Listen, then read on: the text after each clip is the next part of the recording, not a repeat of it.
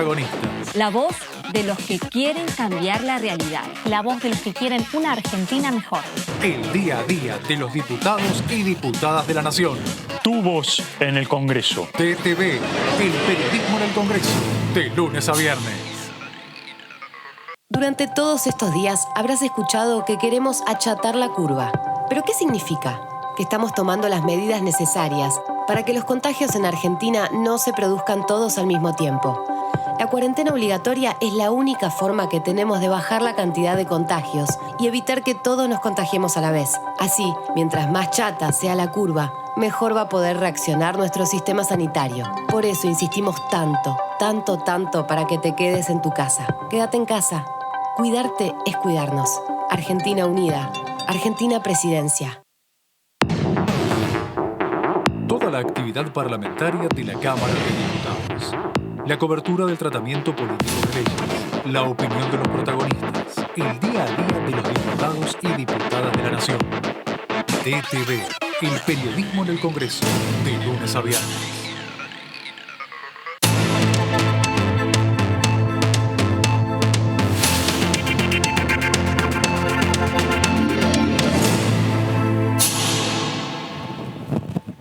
Les va, bienvenidos a DTV, el periodismo en el Congreso. Muy buenas tardes. Tenemos un montón de cosas para contarles, para analizar con ustedes. Vero, ¿cómo andás? ¿Qué tal, Meli, Pato? Buenas tardes para ustedes, para todos. Sí, muchas cuestiones que están sucediendo, no solo adentro del Congreso de la Nación, sino que también fuera en lo que es Casa Rosada. El presidente Alberto Fernández acaba de anunciar un plan de obras públicas para distintas provincias. Se empieza a reactivar justamente algunas cuestiones que tienen que ver con lo económico en algunas provincias y también un poco de la agenda parlamentaria. Lo que va a venir, ayer ya lo anunció el presidente de la Cámara Baja, Sergio Massa, que va a tratar el Congreso de la Nación, al menos la Cámara de Diputados, en los próximos meses. Pato, ¿cómo estás? ¿Cómo te va, Meli? Bien, con dos datos, Meli. El primero, la verdad que preocupante, casi 7.000 contagios en el día de ayer. La verdad que hace rato que te están señalando que llega el pico, que llega el amesetamiento. Eso no pasa. Primer dato. Y segundo elemento importante, habló esta mañana la titular del PAMI, Luana Volnovich, que dijo que Capital está derivando entre un 15 y un 20% de casos a hospitales del conurbano. Vos contaste ayer, sí. Yo te dije que no sabía nada. Bueno, hay lío en puerta por ese tema. Hay una polémica porque cuando Alberto Fernández estuvo inaugurando un hospital, sí, el de Ituzaingó, dijo exactamente esto. Y respecto a esta cuestión, después salió Quirós a decir, bueno, no, queremos explicarle porque el tema es que hay un convenio en el PAMI que se aplica para un cuarto de los afiliados que supone que aunque vivan en Ciudad de Buenos Aires, se atienden en la provincia de Buenos Aires. Y esto generó naturalmente polémica en función de esto que estás trayendo vos. Hoy también temprano hubo declaraciones en la radio y también en distintos medios tendientes a aclarar un poco esto que obviamente preocupa, que tiene que ver con la ocupación de las camas de terapia intensiva y los números que se van conociendo. Vamos a conocer ahora el informe que daba todos los días, que da todos los días el Ministerio de Salud, que pone en estadísticas, en números, cómo está afectando la pandemia en nuestro país y además el tema del que nos vamos a ocupar nosotros hoy en este programa, que es cómo van a empezar a medirse los contagios comunitarios en caso de que alguna de las personas a las que por laboratorio les confirmen que dieron positivo, si también presentan síntomas, qué va a pasar con esos test y a qué test se van a someter. Eso va a generar un cambio en las estadísticas, pero lo explicaban más temprano así. 7.147 los casos confirmados de coronavirus en la jornada de ayer en la República Argentina, 85,9% con residencia en el área metropolitana de Buenos Aires. 4 provincias no han confirmado casos en la jornada de ayer. Tenemos 220.000 casos confirmados, 220.682 casos confirmados en nuestro país, de los cuales 13 se encuentran en nuestras Islas Malvinas. La tasa de incidencia es de 486 casos cada 100.000 habitantes, 37 años es el promedio de edad y 7,1% de los casos confirmados son trabajadores de la salud. 4.135 son las personas que han fallecido por coronavirus en la República Argentina, una tasa de letalidad del 1,9% y una tasa de mortalidad específica por coronavirus de 90 personas por millón de habitantes. El promedio de edad es de 75 años para las personas fallecidas. De estos más de 7.100 casos, 1.004 no corresponden al AMBA. Lo venimos mostrando hace unos días, el aumento de los casos en el resto del país, en las provincias donde no había casos, donde había solo conglomerados, están ya teniendo transmisión comunitaria y sin lograr contener o controlar el brote y apareciendo casos en otras jurisdicciones. En las unidades de terapia intensiva, 1.219 personas con diagnóstico confirmado y el porcentaje de ocupación por cualquier causa de las terapias intensivas son en total país 56.3 y en el AMBA 66.1. El porcentaje de positividad promedio de 32.88 en el día de ayer fue 45, 42 en Cava, 51.7 en la provincia de Buenos Aires, en el AMBA, y 35.7 en el resto del país. Siempre también a expensas de las provincias que están notificando más casos. Bueno, ¿vieron lo que dijo de la edad promedio de contagio? Ayer era de 40 años, hoy es de 37 años, está bien, estamos ahí nomás, pero también es un dato a tener en cuenta respecto de lo que preocupaba de cara a esta enfermedad. ¿Qué es lo que vienen en términos generales viniendo a decir todos? El virus llegó para quedarse, muta, no se comporta de igual manera en todas partes del mundo, hay que seguir de cerca varios días de información, no puedes sacar una foto, una instantánea, viste como las máquinas de antes, que están de moda de nuevo, que haces tuc y le sacaste una postal, bueno, no te va a dar un panorama preciso de cómo se está comportando la enfermedad, así que hay que seguir un poco de cerca cómo es el derrotero. Ahora, temprano lo que explicaban es cómo es la nueva forma en la que se van a ir contabilizando los positivos. ¿Por qué? Mira, te hago así, ojito. Porque esto va a afectar directamente las estadísticas. De pronto, de aquí en adelante vamos a tener estrepitosamente un crecimiento de casos y explican por qué, de esta manera. Comentamos en este momento que en nuestro país se amplía la modalidad de confirmación de caso de coronavirus. Actualmente estábamos confirmando los casos a partir de un caso sospechoso con una prueba de laboratorio PCR positiva para SARS-CoV-2. Recordamos que el caso sospechoso es la presencia de 2 o más síntomas compatibles como fiebre mayor de 37,5, dolor de garganta, tos, dificultad para respirar, cefalea, diarreas y o vómitos y la presencia de alteración en el gusto y en el olfato. A esta situación, que es la confirmación de casos por laboratorio, se suma la modalidad de confirmación de casos clínico-epidemiológica.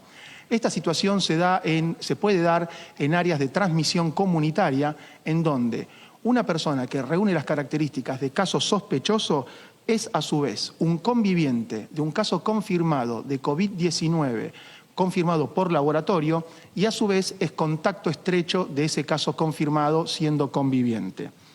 ¿Qué casos que reúnan estas características siguen requiriendo la realización de la prueba de PCR?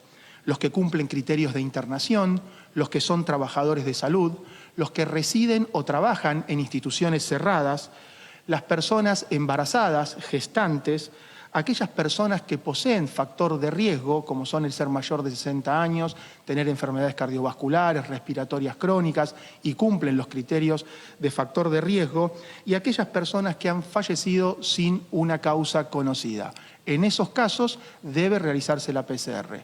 En los otros casos, si es el caso sospechoso, en área de transmisión comunitaria, contacto estrecho y conviviente de un caso confirmado COVID por laboratorio, se lo puede considerar caso confirmado por nexo clínico epidemiológico. En relación a lo que contaba el doctor Costa, en el día de hoy está habilitada ya en el Sistema Nacional de Vigilancia y en consenso con las jurisdicciones esta ampliación de la modalidad de confirmación de los casos. Los casos se confirman a través del laboratorio o a través de los parámetros clínicos y epidemiológicos. Esto, como decíamos, fue acordado en el Consejo Federal de Salud, con las áreas de epidemiología de las provincias que venían trabajando en las últimas semanas para incorporar esta modalidad de diagnóstico y, por supuesto, con el comité de expertos. Hay 160 ensayos preclínicos que se están haciendo para ir probando distintas vacunas. Algunas son las que tienen mayor difusión y se conocen. Algunos países que se adelantan a decir que ya la tienen, otros dicen no te creo tanto. Bueno, en fin, sobre todas estas cuestiones de manera bien general, queríamos invitar a la jefa del Servicio de Inmunología del Hospital de Niños, Liliana Bezrodnik, espero haberlo dicho bien, que ya está en Decile Liliana. Liliana, Sí. la doctora Liliana, que ya está en comunicación con nosotros. Sí. Hola, ¿cómo le va, doctora?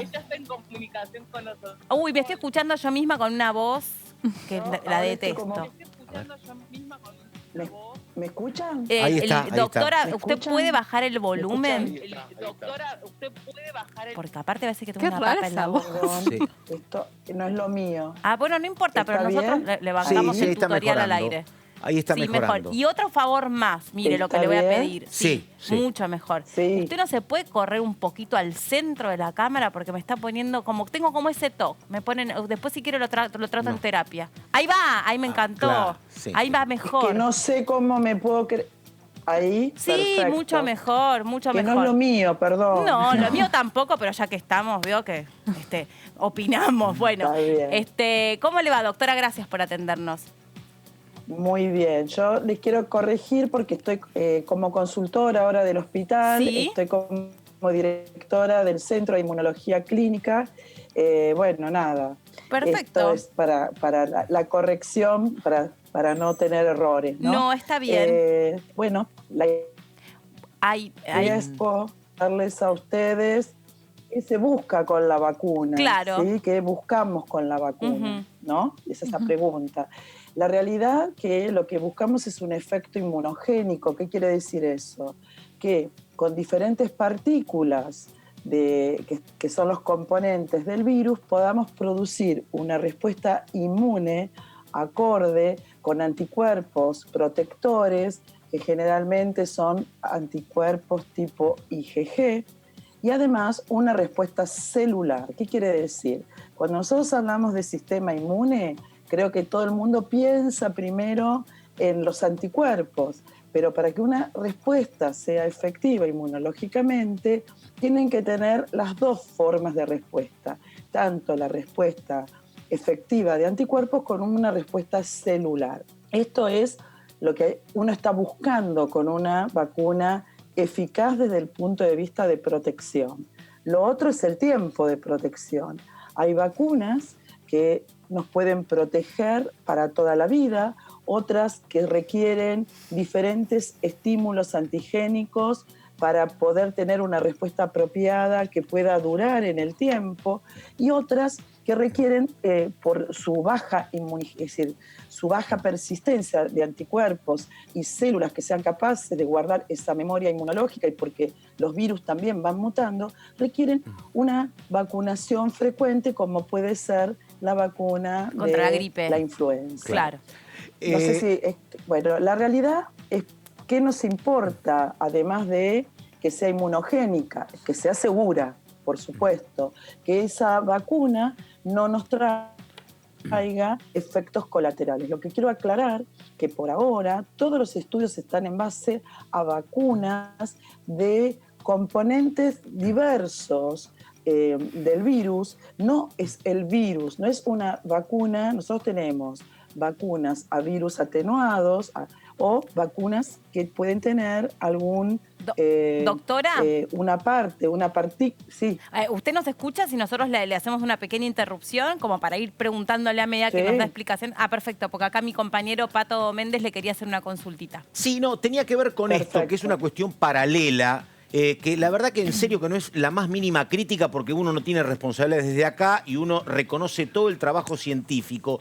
Pero mi pregunta es esta. ¿Usted qué cree que pasó, doctor, en este tiempo, que empezó la pandemia hace 5 meses y venían diciendo los especialistas que en algún momento se llegaba a el pico y después se iba a mesetar y que iban a comenzar los casos a bajar, y eso hasta aquí no ha ocurrido? ¿Usted qué cree que ha pasado? ¿Fue una evaluación distorsionada? ¿Se encontraron con novedades? ¿El virus es nuevo? ¿Qué cree que pasó, doctora?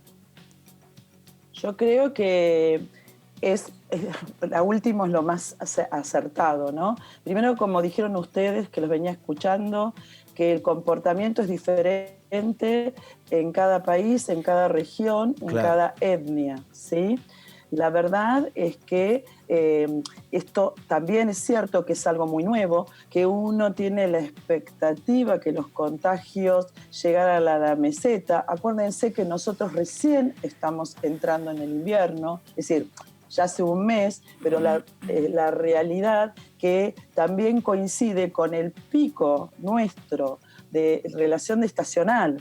Entonces, Sí. esto ha llevado también a hacer más perdurable estos casos. Esto creo que es así. Pero la realidad que yo creo que, como lo dijeron desde el Ministerio, entre fines de agosto, principios de septiembre, ya vamos a tener esa meseta que nos va a decir un poco que no va a estar totalmente recuperados, sino que podemos empezar a tener otro tipo de actividades. Pero la realidad es que en este momento la mejor forma de protegernos es tratando de cumplir con las medidas que se están promoviendo desde el Ministerio de Salud. Doctora, ¿qué tal? Buenas tardes. Verónica Benaim la saluda.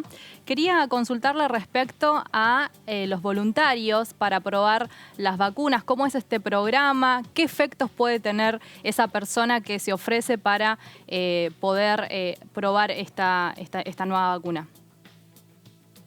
Mira, yo realmente eso les di el nombre de la persona que es coordinadora clínica de los ensayos del laboratorio que lo están haciendo. La verdad que no puedo hablar de algo que no lo estoy realizando yo en forma personal. Uh-huh. Creo que esa pregunta te la tiene que contestar la gente que está trabajando en esto. Se cita, yo sé que adultos sanos que están dispuestos a enfrentar diferentes, te digo lo general que yo sé, a los diferentes chequeos, y si esa persona voluntariamente acepta, va a... hay dos tipos de pacientes que van a recibir la vacuna, que van a recibir lo que llama cebo. El ensayo, por supuesto que va a ser un ensayo de corto plazo, pero también hay un ensayo a largo plazo, porque esos individuos van a estar monitoreados no solamente en estos 6 meses, sino por 2 años.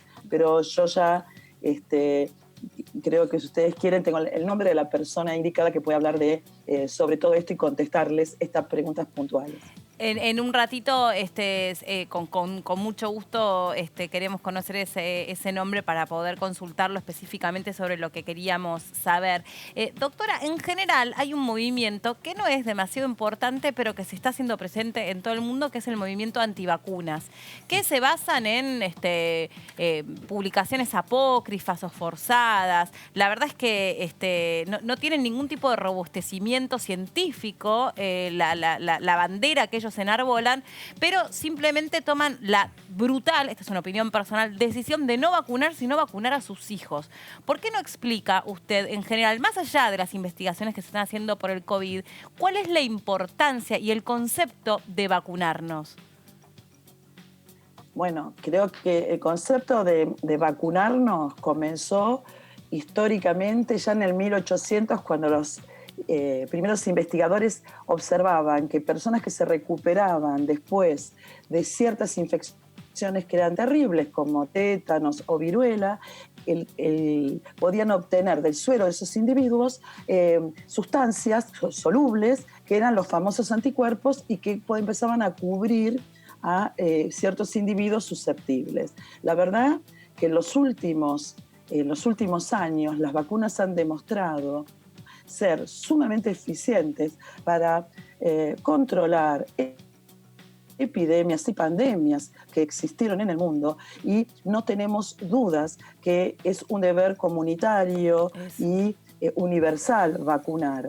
La realidad que existe, yo creo que esto tengo que recalcarlo, existen ciertos individuos a los que nosotros como inmunólogos podemos decir que ese individuo no debe ser vacunado porque tiene la posibilidad de tener una reacción porque es ese individuo. Pero esto no es la comunidad. Claro. Esto es un error realmente grave.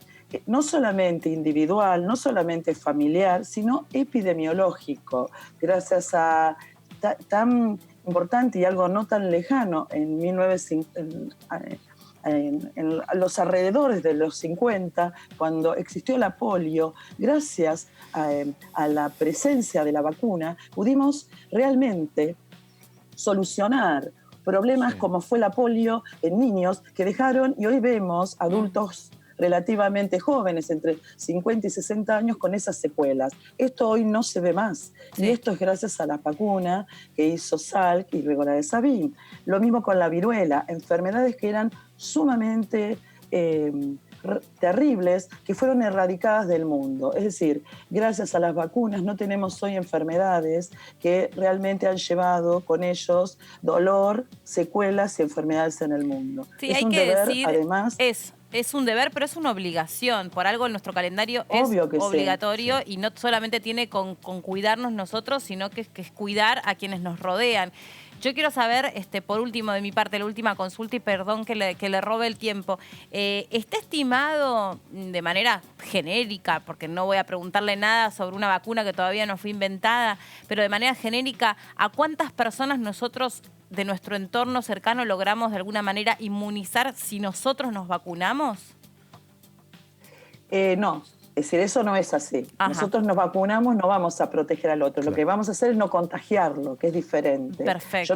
Eso es lo que me estás diciendo vos, perdón, es una inmunidad pasiva. Pasiva es cuando uno transmite algo que puede proteger al otro. No, esos son tus propios anticuerpos. La única manera que sería es, por ejemplo, si vos sos donante de plasma y vas a producir con tu historia inmunológica vacunas hiperinmunes. Vos vas a tener, si lograste tener la seroconversión, es decir, que si tenés anticuerpos que son positivos, esos anticuerpos van a ser extraídos y esos anticuerpos pueden ser parte de la fabricación de lo que llamamos la gamma globulina, gamma globulina hiperinmune, que puede ser el individuo que haya tenido la enfermedad o que haya sido vacunado y haya logrado la seroconversión. ¿Y en qué casos esa gama sería excelente?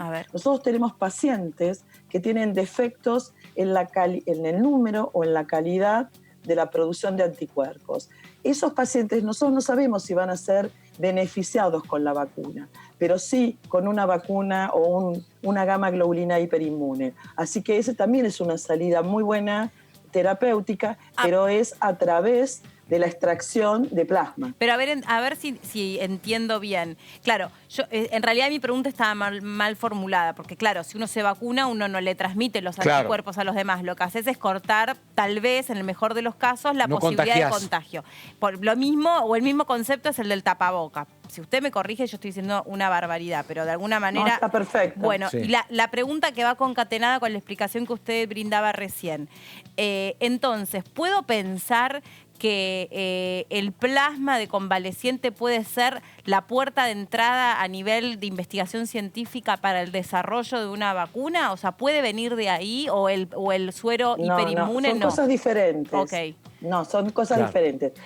El plasma de convalecientes es una herramienta terapéutica que tenemos hoy, que la verdad sabemos que está funcionando no bien, muy bien. Ajá. Eso se llama inmunidad pasiva. Vos le vas a transmitir a una persona algo que ya está formado porque son anticuerpos que generó otro individuo. Claro. ¿Qué va a hacer esos anticuerpos? Rápidamente van a tratar de colaborar en inhibir la respuesta que el virus le está produciendo a esa persona que está agudamente enferma. Claro. Eso es como un antibiótico, por ejemplo, es como un tratamiento para una... Eso es como...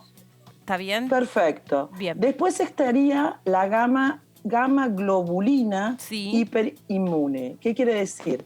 Que individuos que han tenido la enfermedad o que han sido vacunados van a donar su plasma y con eso van a generar una gamma globulina que también va a ayudar a aquel individuo que es susceptible a la infección, que está infectado o que tiene riesgos de desarrollar una forma más grave de la enfermedad. También es inmunidad pasiva. Eso quiere decir que es el individuo que recibe de afuera los anticuerpos formados. Y lo otro es lo que se está haciendo con las vacunas, es que a uno le inoculan una parte que es inmunogénica del virus, no el virus, es una partícula como la cápsula del virus y nosotros vamos a reaccionar, nosotros individuos, a generar en forma activa los anticuerpos. Eso es la vacunación. No sé si fui clara con los 3 ejemplos. Muchísimas gracias. La verdad que sí, muy interesante. ¿Tiene posibilidades la vacuna que se está desarrollando, tanto la de Pfizer como la del Hospital Militar Central, en prosperar y avanzar en las distintas fases como para realmente tener un resultado positivo? No hace falta que me dé los detalles porque entiendo que... Mira, nosotros creemos que sí. La gente que está trabajando es sumamente seria. Sí. Y la verdad que eso nos da mucha esperanza. Veremos los resultados, entonces tampoco sería ético y oportuno dar un comentario en algo que todavía no lo sabemos. Pero hay mucha gente que está trabajando muy bien. Doctora, hay una cuestión que no sé si va a ayudar o no, pero es que hay como una enorme necesidad empresarial y de Estado de que aparezcan las vacunas por una cuestión económica. Digo, puntualmente, por ejemplo, toda Europa está paralizada a nivel turismo porque obviamente mientras no haya vacuna no viajan. Entonces vos tenés países como España, como Italia, como Francia, esperando como el maná del cielo la vacuna. Así que no sé si eso, porque digo, a lo mejor el apuro no es un buen consejero, pero que hay mucha necesidad económica de la vacuna, eso es indudable. Claro, ¿no? es verdad. Es así, pero lo que quiero recalcar que primero es una enfermedad que hace 8 meses que está. Claro, que es poco tiempo. La realidad es que al principio se cometieron algunos errores terapéuticos, algunas cosas. Hoy, por ejemplo, en la Argentina ya sabemos cómo deberemos abordar a nuestros pacientes. Y esto no es menor, en 8 meses. Así que quizás en un año ya tenemos una respuesta en la protección general de la población. Creo que también el mensaje hoy es, en el mundo no hay otra forma que es la protección individual como se está haciendo, el distanciamiento, el tapaboca, el lavado de manos, no los encuentros sociales, y la verdad que sí tenemos salidas terapéuticas que hay que abordarlas, que hay gente que está trabajando sumamente y seriamente en el país y que pronto tendremos las vacunas. Así que creo que no es menos alentador, ¿no? Sí, claro. Y tengo una consulta más. Perdón, hoy me desperté un poco curiosa. Será por eso que me dediqué al periodismo. Pero me quedé pensando en estos anuncios que se hacen grandilocuentes, que Rusia sale y dice, nosotros ya tenemos la vacuna, después Estados Unidos, después China. ¿Pudo haber sido, no sé, por ahí es de ciencia ficción lo mío, pudo haber sido la aparición del coronavirus en China realmente una creación sintética del hombre en un laboratorio para generar todo este tipo de especulaciones como si fuese una guerra viral mundial? La realidad, perdón, ¿no? Es que ya existían los estudios en otros virus, primos hermanos del SARS-2, como el SARS-1 y el MERS. Lo que pasa que en esos estudios que vinieron desarrollando y ahí se acoplaron los nuevos conocimientos sobre el SARS-2, es que, ¿por qué me decís por qué no hubo después masivamente vacunas sobre el SARS-1? Porque después quedó realmente confinado en China y eran muy pocos los pacientes. Y hay estudios. Lo que hicieron es rápidamente, en base a los estudios previos de los otros virus y de los otros SARS, comenzar a trabajar. Es decir, el camino fue más fácil y más rápido. Si después hay otras especulaciones, ¿viste?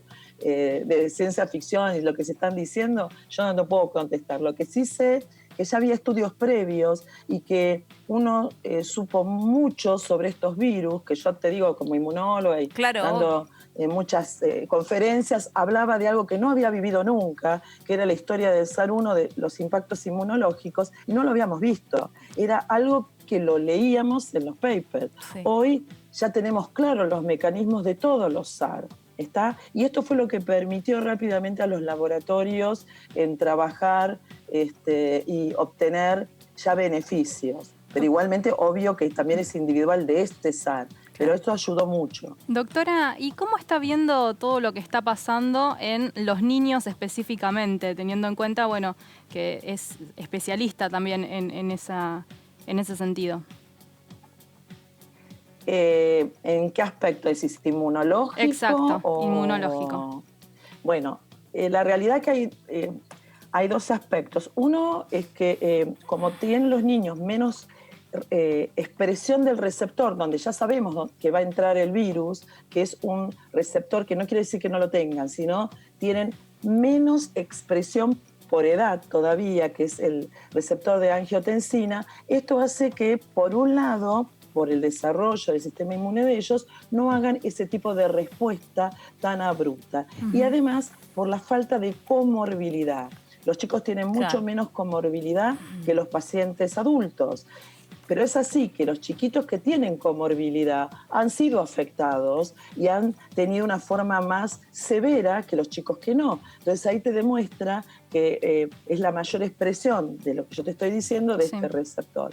Sí, después, en los últimos tiempos, desde abril, se registraron, y también hubo en la Argentina, un grupo de pacientitos que hacían, inducidos por el virus de Epstein-Barr, eventos puntuales inmunológicos, que se denomina una etapa de hiperinflamación o vasculitis, síndrome de Kawasaki. Esto no sabemos qué paciente puede hacerlo o no, pero eso se está registrando y rápidamente es un pequeño porcentaje, entre un 1 o un 2% según las poblaciones, pero bueno, esto está... estamos todos muy alertas. Esto está sucediendo en Argentina. De los chicos, también pasó en Argentina, en todo el mundo. Empezaron en abril los primeros pacientes a registrarse tibiamente de Italia, después de Inglaterra y en Estados Unidos, y nosotros hemos tenido en el Hospital de Niños, en La Plata y en Mar del Plata, pacientes que, bueno, han tenido, por suerte, buena respuesta terapéutica, porque estábamos todos muy alertas. Claro. Doctora Bezrodnik, fue, la verdad, muy amable por brindarnos su tiempo y también explicaciones tan claras para aquellos que no formamos parte del mundo de la ciencia. Gracias, Bueno, muchísimas gracias. Chao, hasta gracias luego. por darme la oportunidad de hablar. No, Hasta al luego. contrario, buenas tardes. Nosotros todos los días recorremos el comportamiento del COVID a lo largo de nuestro territorio y hoy el ministro Quirós decía una definición que la vamos a ver expresada aquí en el mapa, que mientras tanto me paro para mostrárselos, que es un virus totalmente asimétrico, ¿no? Que ya lo venimos conociendo, pero que pega todavía más en aquellas poblaciones que tienen otras deficiencias económicas, alimentarias y habitacionales sobre todo. ¿Y por qué esto? Porque miren, en las últimas 24 horas se registraron 7.147 casos positivos en todo el país. Siguen concentrándose la mayoría de los casos en la provincia de Buenos Aires, con 4.676, en la ciudad 1.467, y sabemos que en los barrios populares o más desposeídos pega más fuerte y se están registrando a lo largo de todo el territorio, que es lo que preocupa mucho, el contagio comunitario, que tiene que ver con no poder mantener justamente un aislamiento social. Vos sabés que, perdóname, Meli, hoy leía una politóloga que no tiene la mirada de un científico, tiene la mirada de una politóloga, pero decía algo que me parece que es racional. Dice, habría que ver el eslogan del Estado, del gobierno, es hay que seguir cuidándose. Pero si tenemos 7.100 y pico de casos, digo, y estuvimos meses con 1.000, digo, algo está fallando. ¿Nos estamos cuidando mal o algo no está resultando? Sí, es la verdad que me parece que lo que todos los sanitaristas coinciden en decir es que hay que seguir de cerca el comportamiento de este virus, hay que poner especial atención en la responsabilidad ciudadana, algo que todos dicen, miren, no hay vacuna, va a tardar en aparecer. Algunos dicen, vos decías la vez pasada que es va a ser relativamente económica, otros países dicen lo contrario, algunos ensayos son carísimos para Debería hacer. ser económica por la cantidad, pero bueno, habrá que verlo, no está resuelto todavía, ¿no? Claro, exacto, debería ser porque es realmente una epidemia que está dejando, como decías vos, al mundo entero al borde de otra pandemia, que es la pandemia económica. Totalmente. Sí, claro. Sí. Bueno, la vacuna contra la gripe A no fue económica. Recordemos en 2008, cuando surgió la epidemia, no fue para nada económica. Esperemos que en ese sentido haya un cambio también, ¿no? Cierto, absolutamente. Vamos a ver concretamente cuál es la situación en la provincia de Buenos Aires.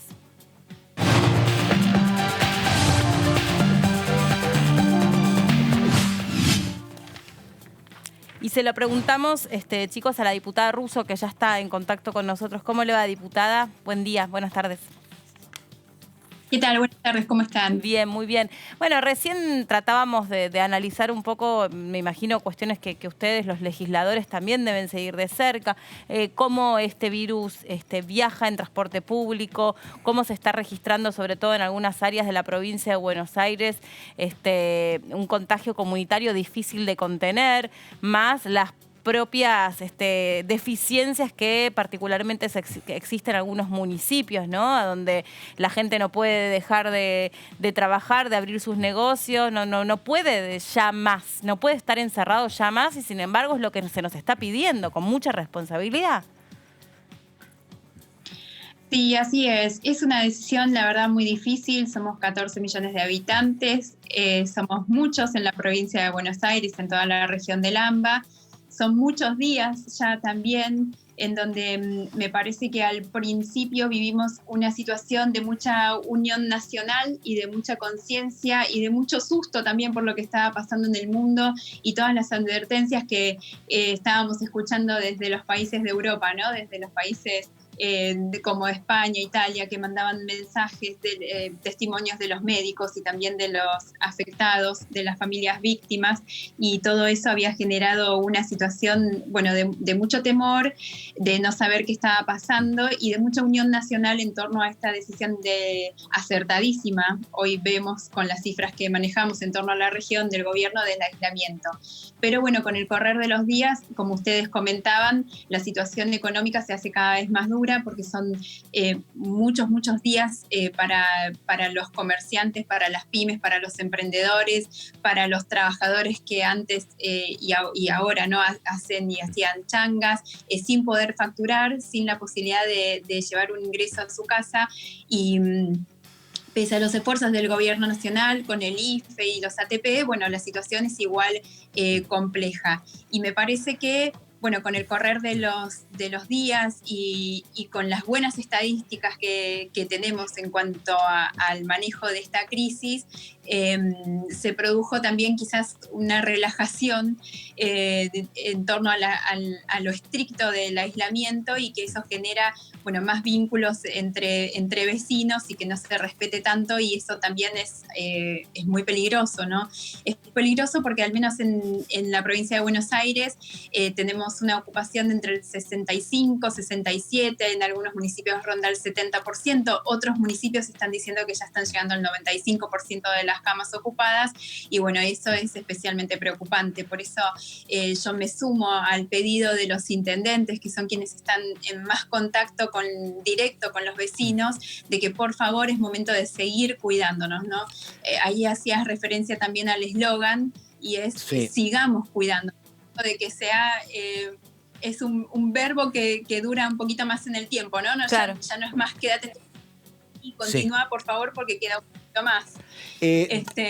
Diputada, perdóneme, una consulta que me importa porque usted en Escobar conoce el territorio, está cerca de la gestión.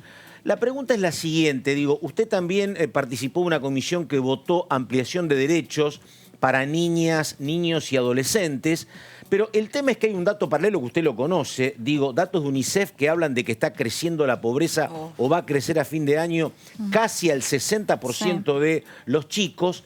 Digo, a ver, si hay casi un 60% de chicos en situación de pobreza, me parece que la ampliación de derechos es doblemente trabajosa, ¿o no?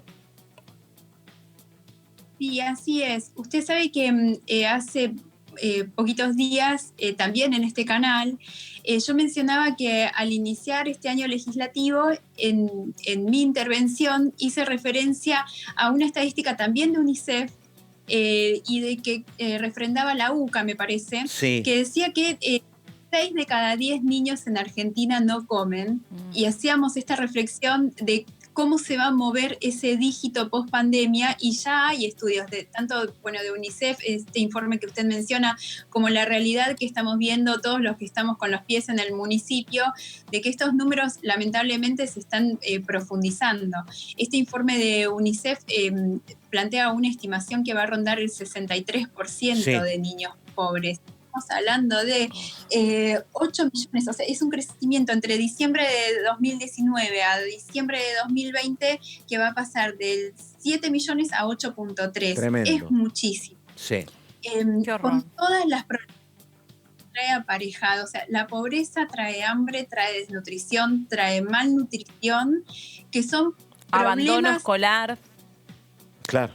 eso es lo que profundos y que se pueden solucionar en el momento, pero un problema más profundo aún es el del abandono escolar, porque nosotros ahí estamos muy preocupados por lo que puede significar una generación sin haber terminado la escuela. Con la socialización que conlleva, con el acceso a otros derechos que conlleva estar en el entorno de una institución educativa, ¿no es cierto? Y con todo lo que a partir de ese entorno, de esa red comunitaria que se da a partir de que un chico va a la escuela, se puede detectar. Nosotros en la Argentina, lamentablemente, y pese a los esfuerzos del gobierno y de los gobiernos, porque tengo que decir y pensar y sentir que todos quienes en algún momento ejercemos la función pública pensamos en la infancia en la Argentina, y nosotros tenemos por ahora tristes récords en lo que hace a la infancia. Y sí quisiera rescatar en estos escasos 8 meses de gestión, el Ministerio de Desarrollo, a través de la CENAF, que es la Secretaría de Niñez, Adolescencia y Familia, ha incrementado en un 80% el acceso a la ley Brisa. O sea, el acceso a la ley que permite un subsidio económico para aquellos niños, niñas y adolescentes que se han quedado sin madre a causa los hijos de los feminicidio. feminicidios, claro. Claro. Exacto, que son hijos que no solamente se quedan sin madre, se quedan también en general sin padre. Exacto, porque en un 70% de casos esas mujeres son asesinadas por los padres de sus hijos, con lo cual el desmembramiento familiar es muy intenso. Diputada. Sí, perdón. No, sí, quería continuar. No, yo quería retomar lo que fue el tratamiento, esta aprobación que se hizo el día de la sesión, que fue martes, pero bueno, el proyecto de la modificación a lo que es la Ley de Protección Integral de los Niños se votó el miércoles a la madrugada. ¿Qué significa básicamente esta modificación para que también el televidente pueda entender qué es lo que se trató y qué es lo que pasó y giró a la Cámara de Senadores?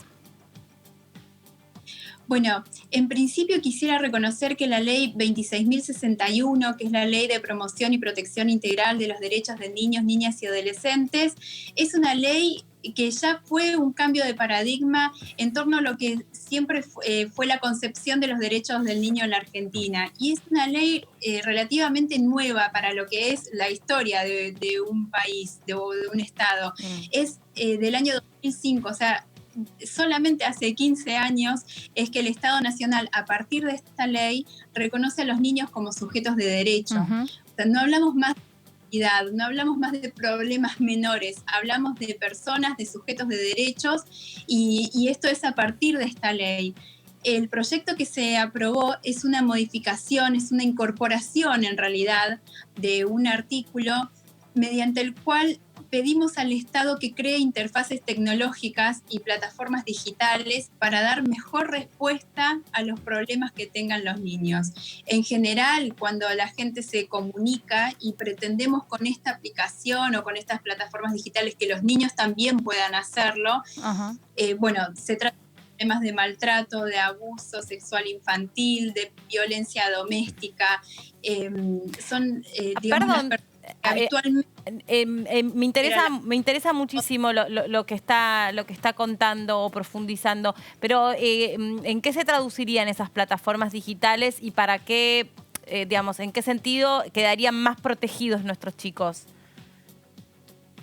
En la capacidad de escucha, que en el tendido de nuevos puentes de comunicación. Miren, uno de los derechos que tienen los niños reconocidos por la ley, por la Constitución Nacional y por la Convención Internacional de los Derechos del Niño es el derecho a opinar y a ser escuchados. Sí. Y hoy no son muchos los canales, y sobre todo no son muchos los canales bidireccionales de comunicación que tenemos con ellos. Siempre tienen que hacerlo mediatizados a través de un adulto. Sí, así es. Y también han cambiado las prácticas de comunicación en términos sociales. Digo, nosotros hasta teníamos las líneas 102, que es una línea de denuncia que ya es preexistente y que va a seguir existiendo, pero no tenemos otras formas de comunicación. Y hoy, la verdad que la mayoría de los chicos que sí se pudieran comunicar, que sí acceden a la información, podrían comunicar, ya no marcan un teléfono. Los chicos ya no saben qué significa. Ahora, diputada, un tema que es muy interesante, porque digo, yo me imagino que en el caso suyo, que supongo que es mamá, digo, uno puede entender, también Melina, que los chicos son sujetos de derechos y que tienen que expresarse. Pero hay un tema cultural, una batalla que no está terminada, porque creo que gente mayor, digo, no sé si va a interpretar tan fácil que los chicos son sujetos de derecho. A lo mejor en el caso de la diputada, ella entiende perfectamente que sus hijos son sujetos, pero no sé si la mamá de la diputada interpreta lo mismo o interpretaba lo mismo, y creo, la verdad, que es una pelea muy ardua, que no es sencilla que se interprete eso. ¿O no, diputada? Bueno, así es, usted dio justo en el clavo, porque esto es una batalla cultural. Claro. Yo creo que ya no puede hacer un chiste con que revolea una chancleta, como nos han hecho. Claro, exactamente. O como salí corriendo que no sé, te voy a revolear de los pelos. Bueno, esas expresiones socialmente ya no son aceptadas, pero lamentablemente siguen ocurriendo en muchos hogares. Por eso es un cambio que se tiene que dar sustancial a nivel cultural. Sí, no me veo diciéndole a mi papá, mirá que soy sujeto de derecho. Como, Lo que no me termina de quedar en claro es cómo sería entonces esa expresión. ¿Qué se crea? ¿Cómo serían esos canales a donde los chicos pueden... Claro, ¿cómo sería el mecanismo donde los chicos puedan hacer Claro, o ¿qué viene a proponer la ley en concreto en este sentido? ¿Cómo viene a subsanar? ¿Cómo se usaría? Claro, hago así porque huele una pelusa y ya se me incrustó una vez en el ojo y no la perdono. No, digo, está bien lo que vos preguntás, como para poder saber realmente a qué apunta esta modificación. Digo, en caso de que haya un chico, vamos a una situación concreta, claro. Un chico en una situación de abuso violación de derechos. Infantil, de violación de derechos, o un chico al que, por ejemplo, su papá no le pasa los alimentos o lo que fuere. ¿Cómo puede él, como sujeto de derechos, menor de edad, pedir ayuda o pedir auxilio del Estado? Miren, la redacción de estos artículos, que son solo 3, viene a hacerlo de la forma más amplia posible para llegar a estas soluciones. Esta modificación es producto de muchas reuniones de trabajo con el secretario de la CENAF, de Niñez, Familia y Adolescencia, y también con la defensora del niño, con el doctor Gabriel Lerner y con la doctora Marisa Graham. ¿Qué estábamos detectando? Que por problemas tecnológicos que ya han quedado quizás desfasados en el tiempo, no la totalidad de las provincias del país han podido adherirse a la línea telefónica 102, que eran problemas tecnológicos que se arrastraban de hace tiempo. Sí. Por otro lado, vemos un cambio en lo que son los comportamientos sociales. Quizás los chicos ya no saben ni siquiera lo que significa la palabra discar, claro. Marcan los números, pero sí saben lo que es una aplicación o una página web o una plataforma digital de comunicación o acceden a las redes sociales. Por eso en el artículo se habla de interfaces tecnológicas y plataformas digitales, que suena así algo como medio volado, pero son los términos más amplios posibles para que todos estos canales queden enmarcados en esos dos conceptos. ¿Qué es lo que estamos pensando junto con el Ejecutivo? Esto, que haya una aplicación en donde solo con un botón un niño se pueda comunicar, que haya una página web, que haya posibilidades tecnológicas de fácil acceso y que sean gratuitas. Y por eso también el tercer artículo implica una campaña de comunicación, porque queremos llegar cada vez más cerca de los niños. Nosotros tenemos estadísticas de que la mayoría de las personas que se comunican la línea 102 son adultas. Nosotros no estamos pudiendo dialogar directo con los niños. ¿Y qué pasaría? ¿Qué pasaría y cómo se distingue cuando un niño realmente está en una situación de gravedad, de violencia, de maltrato, y cuando no es una travesura de un niño? ¿Cómo distinguimos esto? Primero le tenés que creer, claro. O sea, es la base de toda esta cuestión. Porque en estas hay que creerle siempre. No, totalmente. Claro. Pero en estas cuestiones suelen pasar cosas que tienen que ver con esto, ¿no? Con si realmente, cómo se verifica eso. Claro. Sí, así es. Mire, yo no soy especialista en tecnología, pero sí conozco de algunas aplicaciones a nivel distrital porque se han dado en mi municipio. En principio, los derechos de los niños se trabajan de forma local, están descentralizados en los servicios locales de atención a la niñez. O sea, tenemos una Secretaría Nacional, tenemos después los servicios locales provinciales y los que son también de carácter municipal. Entonces, como ese servicio está descentralizado, hay mucho más conocimiento de la persona a la que te estás contactando. Por ejemplo, nosotros en Escobar sabemos quiénes son los niños que están llamando y así cada intendente tiene posibilidades de conocer mejor. Pero además, lo que son las plataformas digitales y los servicios celulares permiten mejor rastreo de la información. Sí, a Laura, mí me está faltando...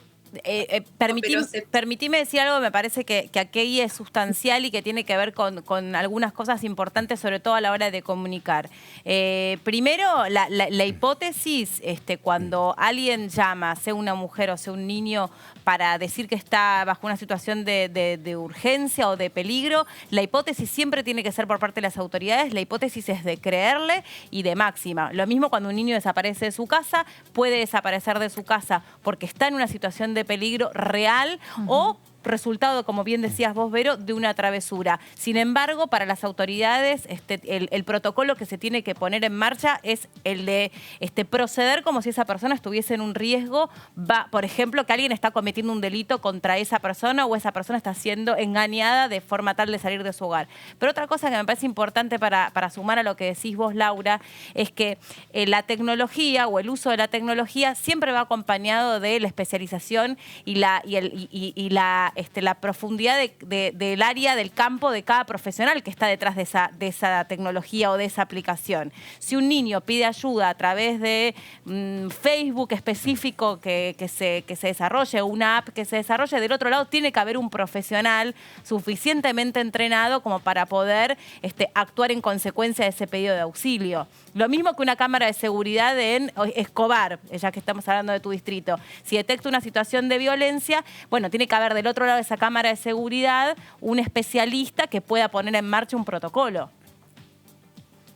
Sí, así es, pero como les comentaba, las falsas denuncias también eran una situación posible cuando la única forma de comunicación era telefónica a través de la línea 102. Pero las tecnologías permiten segmentar y personalizar mucho más. Entonces, podés tener una llamada que sea falsa, pero no te va a pasar dos veces, porque hoy con la tecnología se puede rastrear y está mucho más identificado quién es el que está detrás de ese celular. Después habrá que trabajar también formas de identificación para el acceso a las plataformas, pero sí me parece que a fin de llegar a más cantidad de niños se tienen que arbitrar los medios necesarios para que accedan a distintos canales. Claro. Bueno, interesante, la verdad, sobre todo el poder ponerse en el lugar hipotético de un niño que necesita ser resguardado y amparado por el Estado. Por esto que decías vos al principio, un chico que está en situación de violencia, en general, se crió o nació en un contexto violento a donde a veces lamentablemente pierde a su mamá como resultado de un feminicidio y su papá queda preso todavía con cierto ejercicio del poder puesto de poder simbólico además puesto sobre ese niño, porque a veces se traspola o se traduce a los abuelos que quedan a cargo, en fin, es bien compleja la situación y me parece lo mejor que podemos hacer es seguir trabajando en el tema y profundizar para rescatar a la mayor cantidad de chicos de esta situación. Sí, así es. El cambio cultural que tenemos que hacer como sociedad es muy profundo. Realmente creo que tenemos que cambiar el paradigma de esta sociedad patriarcal y binaria que tanto sufrimiento trae aparejada, porque las cifras de femicidios que nos acompañan lamentablemente no decrecen. Escuchaba la semana pasada a la ministra de la Mujer que mencionaba que en tiempos de pandemia la cantidad de homicidios decreció, pero la cantidad de femicidios no, lo cual demuestra que no es una estadística realidad, sino que es un cambio cultural que se tiene que dar para que esto deje de suceder. Y en este sentido, en lo que va del año, en solo 7 meses, 168 niños y niñas han quedado sin madre por ser víctimas de femicidio. Entonces, nos parece que sí, que tenemos que no podemos ahorrar esfuerzos en generar canales de comunicación, de accesibilidad, y que tampoco podemos posponer el efecto que tiene la escucha como efecto reparador.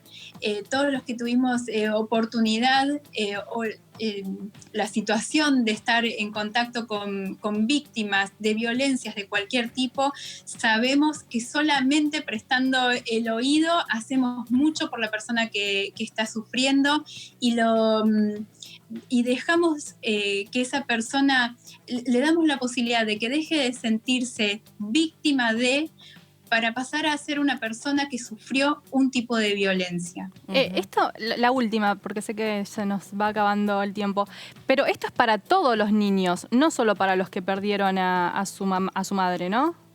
No me queda, ahí como que no. Esto es para... Ah, ok. Sí. Está bien. Para todos los... hacemos la correlación de que si hay tantos niños víctimas, tiene que haber muchos niños que están sufriendo y a quienes tenemos que llegar de manera preventiva. Claro. Por eso nos parece siempre que hay que pararse en la foto tal cual es hoy para ir modificando esas cifras de a poco, sí. Perfecto. Muchísimas gracias, Laura Russo, por este contacto con nosotros, muy amable. Muchas gracias a ustedes, buenas tardes. Buenas tardes. Y del otro lado también estaba ya escuchando y atenta la diputada Frade, de la Coalición Cívica. Bueno, sabemos que, no es que nosotros la podíamos ver, pero sabemos que también está inmiscuida, interesada en estas temáticas. Creo que todos los legisladores deben estarlo, independientemente de la comisión que integren. ¿Cómo le va, diputada? Buenas tardes. ¿Qué tal? ¿Cómo les va? Sí, la estaba siguiendo con mucha atención y me parece que es muy importante el trabajo que están haciendo en la comisión y lo que se aprobó el otro día, porque creo que es una problemática. La violencia en general nos debe ocupar a todos y estos casos en particular que, como dice acá mi compañera en la Cámara, no decrecen y como acotabas vos, justamente el tema del encierro, la cuarentena, incrementó la violencia familiar. Y muchas veces tengamos también en cuenta, yo trabajé muchos años en estos temas, que el tema sobre todo de los abusos, son casi siempre de familiares cercanos, intrafamiliares, y toda esta situación favorece también todo claro, eso, porque ¿no? la pandemia nos vino a correr distintos velos y a intensificar distintos dolores de los que ya padecíamos. Digo, en nuestro país sobre todo, algunos dolores son de índole económica, otros son sanitarios y otro es que es una pandemia también. Lo que pasa es que no queremos llamarlo de esa forma, pero es una pandemia, la violencia contra la mujer y por lo tanto contra los niños de esas mujeres. Va todo de la mano. Son las violencias secundarias, claro. Y el tema de los niños, en particular, a mí me sensibiliza mucho porque, digamos, el grande en algún momento lo puede verbalizar o tiene dónde verbalizarlo. El niño, sobre todo ahora sin escuela, porque muchas veces la escuela, alguna maestra o algún compañero, pero hoy también la ausencia de escuela hace que los niños no tengan ningún canal hoy Totalmente. Ahora, diputada, una consulta que yo lo planteamos primero hablando con la diputada Russo, pero obviamente que la ampliación de derechos es inmejorable, siempre está bien, pero a mí a veces me da la sensación de que hay legislación, que es una legislación casi para Noruega, porque digo, obviamente que todo esto sirve, ¿no? Pero si la propia diputada Russo dice que va a haber a fin de año 8 millones de chicos pobres, 8 millones de chicos que están mal alimentados, digo, esa es la peor de las violencias. Digo, por supuesto que toda la violencia familiar no ayuda, pero digo, me parece que si como sociedad no podemos solucionar eso, todo lo otro es secundario, me parece, ¿no? A eso me refiero. Ampliación de derechos, perfecto. Pero si los chicos no comen, digo, el arranque ya es complicado, no estoy de acuerdo con lo que decís. No, me parece que me parece pero que comer. Bueno, pero comer me parece que tiene que estar a la par de otro conjunto de cosas. Por ejemplo, Meli, derecho a la vida. Pero sí, pero primero tenés que comer, Meli. Yo entiendo lo que dice el Pato en el sentido de que está bien, ahí va a haber chicos que no van a poder comer, mucho menos acceder a una tecnología para poder comunicar y expresarse. Eso es a lo que me refiero. Digo, igual todas las medidas son buenas. Me parece que es bueno. Pero hay que tener en cuenta 8 millones de chicos que no comen. Digo, está bien, ¿eh? Creo que una cosa no quita la otra, ¿eh? No es una cosa o no. Pero pongámosle foco en el tema de que no se come. Me parece, ¿no? ¿Diputada? Creo que la diputada coincide, me parece, ¿no? A ver. Yo lo que, por supuesto que lo que estás planteando es básico, el derecho al alimento es básico, pero también quiero decir que son sucedáneos que salvan vidas. Una línea telefónica salva vidas. Sí, por supuesto. Es verdad que muchas veces las legislaciones, yo esa frase la suelo aplicar, que muchas veces nosotros legislamos descontextuadamente, ¿no? Y eso es un problema, y nosotros los legisladores tenemos que revisar muchas veces cuando proponemos cosas, pero también es cierto que hay cosas que ayudan en estos contextos que son de por sí dramáticos, y creo que esto es muy importante. Sí, coincido totalmente. Y eso no invalida lo que estás planteando. Pero no, coincido totalmente. Lo que pasa es que vamos a coincidir también en que la verdad esto, si bien es trabajoso y es un enorme avance, medianamente, porque usted está hablando en términos, quizás, no sé, elogiosos, pero de buena convivencia con una diputada al frente de todos, el tema es lo más difícil. ¿Cómo hacemos para sacar a 8 millones de chicos de la pobreza? Que hemos fracasado todos en esto, ¿no? Entonces, como en eso fracasamos, vamos buscando como parches, pero bueno, nada, decimos todo lo mismo. No, porque además este tipo de proyectos que está muy bueno, pueden tender a ser excluyentes en este contexto también, ¿no? Porque... Claro. Que asistas al que tiene una computadora en la casa. Claro, asiste al que tiene el teléfono, al que tiene una computadora y un aparato para poder comunicarse. Pero también tengamos en cuenta que hay un montón de chicos que están en una situación donde no tienen absolutamente nada y que sufren violencia, sufren abuso. Claro. Como para ampliar un poco también el espectro. Es cierto, es un poco. Sí. Lo que nosotros tenemos que propender, por supuesto, eso es un tema político, más de fondo, son políticas públicas. Sí.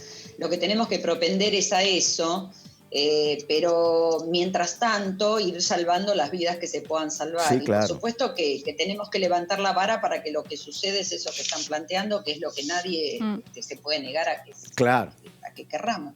Claro. Bueno, estaba escuchando con mucha atención lo que iban opinando todos y me parece que coincido, diputada, con esto de que primero que son políticas públicas y que son tal vez incluso ancestrales, ¿no? Que ahí tiene que estar como, bueno, ¿para qué está el Estado? ¿Qué rol tiene que cumplir el Estado? Y no por eso subestimar que puede haber puentes o distintos extractos de la sociedad que pueden ser rescatados de situaciones que además la violencia no distingue ni entre clases sociales, ni entre localidades. Le pega a un pibe en La Puna como le pega a un pibe en la Ciudad de Buenos Aires. O sea, la violencia, lamentablemente, por eso también es una pandemia y está, lamentablemente, en algunos segmentos de nuestra Argentina totalmente en las sombras. Sucede en las sombras. Me imagino lo que tiene que ser para un hogar todavía. Yo me acuerdo la frase de un periodista que yo quise mucho, que fue Enrique Sdrech, que decía la muerte y por lo tanto la violencia duele más en los barrios pobres, porque se siente más en los barrios pobres, no porque en los barrios ricos no, pero porque ahí se ponen en evidencia otras situaciones menos de mucho peso. Y a veces. Claro, porque porque no hay ciudadanos de primera y hay ciudadanos de segunda, y esto no ustedes los legisladores no pueden mirar para otro lado. Creo, no lo estoy diciendo personalmente por usted. Mira, yo trabajé muchos años en la cava de Villa Itatí. Es la de Quilmes, esa, no es la de San Isidro. Claro, exactamente. Es la de Quilmes. Coordiné una defensoría barrial donde teníamos un equipo interdisciplinario abordando temas de violencia, y te estoy hablando hace 15 años atrás, cuando todavía no se hablaba del tema de la violencia. Que existió siempre, claro. existió siempre y también eso requiere, tan mal estamos que requiere que los equipos que trabajan en esos lugares puedan conectar con submundos, con lenguajes distintos, prácticas distintas, adaptarse a cosas que a lo mejor nosotros no son normales, pero que en ciertos sectores lo son, para poder conectar tal cual y poder entender un montón de cosas que de otra manera no se entienden. Entonces, creo que muchas veces cuando se legisla, y ahí vamos un poco a lo que hablaban recién, es necesario tener un poco de conocimiento de qué pasa en esos submundos para no legislar de modo ajeno a lo que está pasando. En eso coincido, porque muchas veces uno tiene las mejores de las intenciones, pero no puede interpretar mundos que no conoce. Es cierto, es cierto. Entonces es muy importante. Diputada, usted es un caso... Perdón, una cosa Dale, pequeñita. pregunta. No, ni siquiera es una pregunta, pero pequeña sobre lo que decía Mónica y el motivo por el cual también la invitamos a participar, que tiene que ver con el COVID. Que en realidad ahí está la llave también de todo lo que se nos pide a los ciudadanos, ¿no? No es lo mismo apuntar a un sector de la sociedad y a decirle un esfuerzo más, un poquito más, mantenete aislado, no vayas a laburar. Y vivís en 100 metros cuadrados y vivís... Que tenés tecnología, que si te sentís mal llamás a una prepaga y la prepaga te viene a atender, por ejemplo, la Villa Itatí, donde vos tenés que hablar de un aislamiento comunitario, donde tenés que comprender que el tipo que para es el tipo que no tiene como miércoles llevar... Mundos, son dos Argentinas. Que no conectan. Claro. Sí, perdón. Diputada, usted es un caso, no digo raro, pero usted integra la Comisión de Seguridad Interior, o sea, viste, si querés estás del lado de decir, che, ¿cómo ponemos orden? Y la Comisión de Derechos Humanos, que la verdad que cuesta encontrar algo a mitad de camino. Pero le pregunto puntualmente. No es tan así. Bueno, pero está bien, la Comisión de Legislación Laboral. Bernie, por ejemplo. ¿Bernie le cierra como ministro de Seguridad? No, Bernie no me cierra ni para ministro de Seguridad ni para nada. Bueno, a ver. Está. A ver, no me hagas hablar. No. Vamos a hablar de COVID. No me hagas hablar porque... No me cierra. A ver, yo lo que quiero, funcionarios que no hagan show y que implementen políticas públicas serias, sostenidas en el tiempo, que podamos ponernos de acuerdo todos y que las podamos, gestión tras gestión, llevar adelante como primera medida. Esto que lo decimos todos, ¿no? Porque también es cierto que todos decimos lo mismo y a veces uno mismo siente que está diciendo casi una obviedad. Bernie, a ver, la provincia de Buenos Aires en este momento, yo soy diputada por la provincia de Buenos Aires, la provincia de Buenos Aires está desmadrada desde el punto de vista sanitario y desde el punto de vista de la seguridad. Ustedes me llamaron para hablar de COVID, bueno, está desmadrado desde el punto de vista sanitario. Yo podría decirles que en Quilmes ya tenemos 143 muertos, con una tasa de letalidad, que es ahí donde tenemos que mirar, de 1,41. Porque si lo tomamos por habitantes, tomemos los muertos por habitantes y resulta que tenemos Lomas de Zamora primero, Avellaneda y Quilmes son los distritos que se llevan los primeros lugares. La letalidad tiene que ver, porque una cosa son los niveles de contagio y otro es esto, tiene que ver con ausencia de política pública, con ausencia en el manejo de lo sanitario en este momento. Y sin embargo, por lo menos en mi distrito, era un show, nosotros éramos los Langa de la provincia de Buenos Aires. Y si uno habla con el secretario de Salud de la Municipalidad de Quilmes, me termina de contestar un informe donde tenemos los mejores guarismos de la provincia de Buenos Aires y tenemos los peores. Entonces, estamos en serios problemas con el sistema completamente colapsado, con lo cual, y engancho un poco con lo que venían hablando recién, estos 5 meses donde hemos destruido el comercio, hemos destruido el pequeño comercio, el pequeño taller, el monotributista, ha sido para estar en el punto de partida al que no queríamos llegar nunca, y sin embargo llegamos.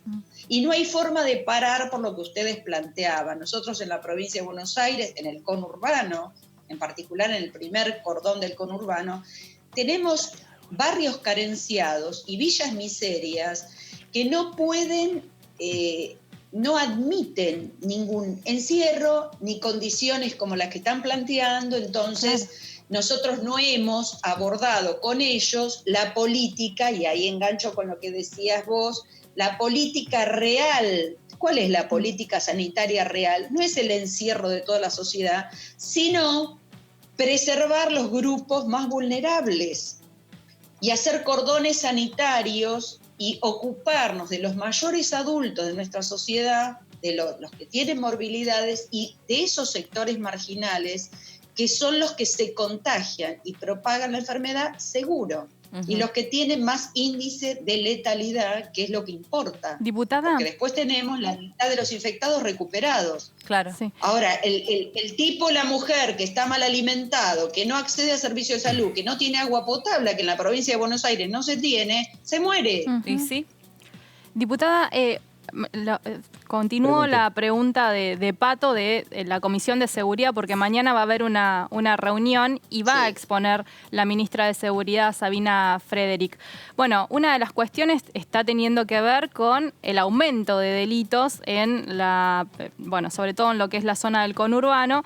Lo mencionaba usted, lo que está pasando en Quilmes, básicamente, y la utilización de unas nuevas policías que está preparando el Ministerio de Seguridad para encargarse sobre todo de estas cuestiones. No sé si qué piensa de lo que va a decir la ministra, qué espera al respecto. Bueno, yo no quiero pensar sobre lo que todavía no escuché.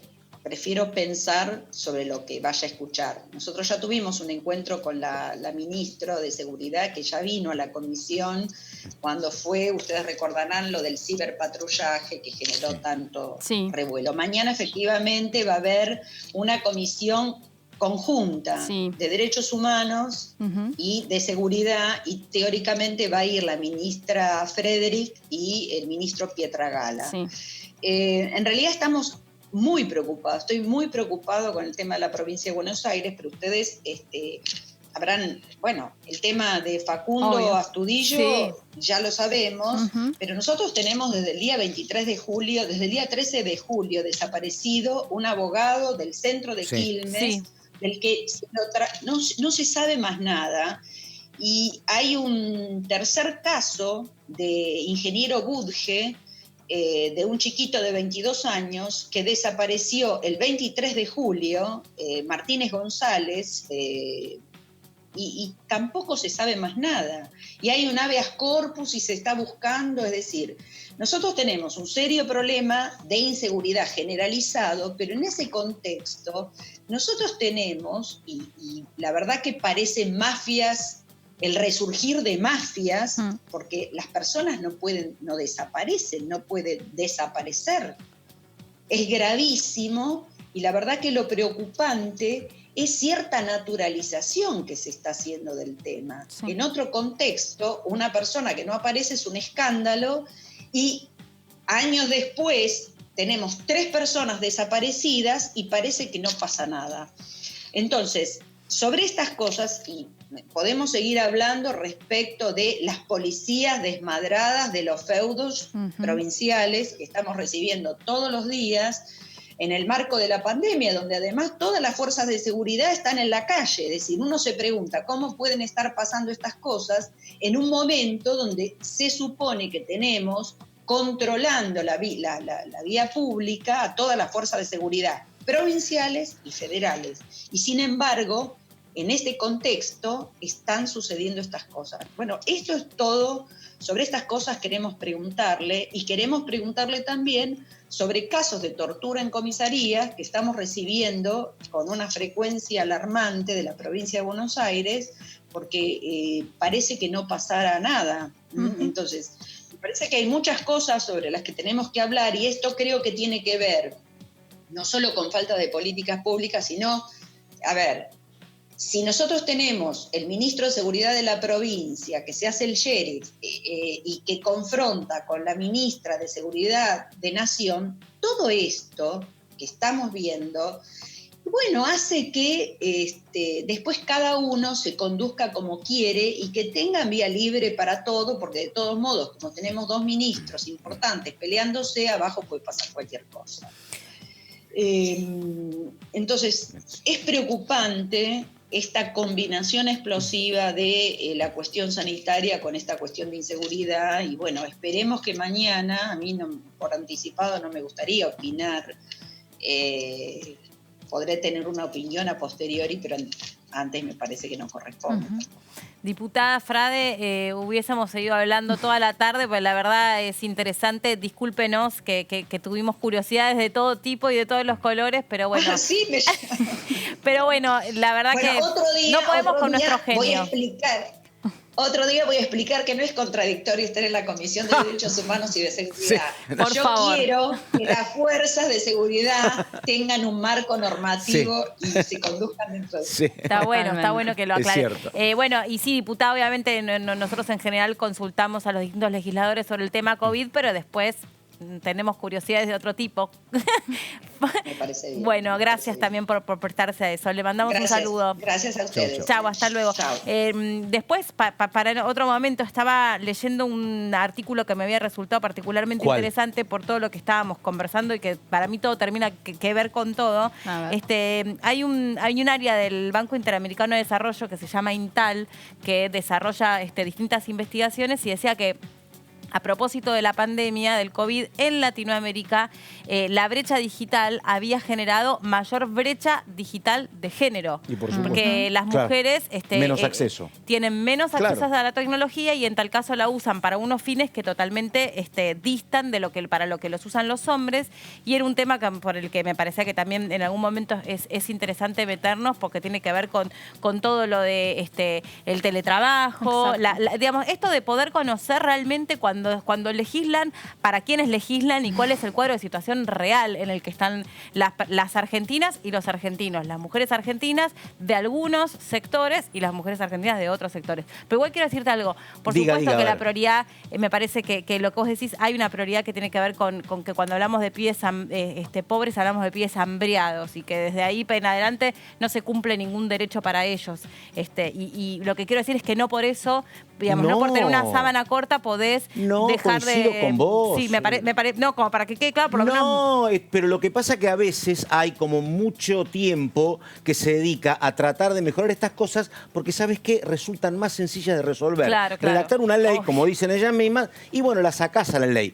Pero el tema de los chicos con hambre no lo resolvés. Es cierto. Y es una enorme deuda por lo de la menos democracia. No con una ley. Claro, es una enorme deuda de democracia de todos los gobiernos. Digo, vamos, como te dicen en términos futbolísticos, ¿cuál es el principal problema? No comen. Vamos primero por eso. Primero que coman todos. Obvio. Y después vamos a solucionar lo otro. No desconocer ni seguir tapando esta cuestión en la que se tiene que trabajar desde lo profundo. Yo me quedaba pensando en que el tema de las denuncias que se hacen, hay mucha gente que por ahí conoce a un niño, docentes, vecinos, que hacen denuncias sobre una situación que saben que sucede en una casa y y la policía no se las toma porque no son familiares directos. Por supuesto, es absolutamente, si un policía hace eso, está incumpliendo con sus obligaciones. Entonces, es como muy complicado el tema. Porque pero si un policía hace eso, hay que denunciar a ese policía, pues está incumpliendo con sus obligaciones. El policía tiene que tomar las denuncias, que vengan de quien vengan, porque justamente lo que se trata de adelantar es eso, es que independientemente del vínculo estrecho que tengas o no tengas con la persona, que la gente se comprometa. Porque incluso si sos un vecino que escuchas una situación, podés llamar a la policía y hasta podés hacerlo de manera anónima, pero lo tenés que hacer. Volvemos a hablar de COVID y trajimos estas placas a donde resume en números cómo está pegando la pandemia en la Argentina. Este es el reporte que habla sobre la mortalidad en hombres del 58.3%, en mujeres 41.3%, edad promedio de mortalidad 75 años. Creo que se separó un poco más esa brecha, ¿no? La brecha, sí, creció. Sí, creció. Más golpeados los hombres que las mujeres. La tasa de incidencia de la Siempre enfermedad... los hombres son más débiles. La verdad, en serio. 50.6% para los hombres, 49.4% para las mujeres. Y la edad promedio, esto es lo que también conocíamos de cara de la ministra Bisotti más temprano, es de 37 años. El promedio de vida siempre es mayor el de la mujer que el del hombre, siempre. Y 6, 7 años, efectivamente. Sí, igual yo ahora bueno, no sé si tú... Ahora, si querés, con la incorporación de la mujer al mundo laboral, eso se fue emparejando. Sí, y tipologías como el corazón, por ejemplo, de la mujer, hoy hay muchos más casos, o tabaquismo que hace 30 años. Sí, también hay una cuestión que a mí me parece que tiene que ver con eso, o por lo menos una explicación que yo encuentro, que nosotras las mujeres aprendemos de chicas que vamos a la ginecóloga desde las 13, 14 años. Claro, y el hombre menos. Y el hombre va un poco... Y a veces la ginecóloga termina siendo esa médica medio generalista. Que te detecta cuestiones, que te ayuda como a hacer otros seguimientos clínicos. Y el pudor masculino hace que muchas veces no vayas, efectivamente. Exacto, sí. Bueno, y volviendo al COVID, el alta de pacientes recuperados, que también es un número que está bueno difundir, 2.904 personas. ¿Qué está pasando en la provincia de Mendoza en materia de COVID y otros que nosotros por ahí tenemos ganas de preguntar?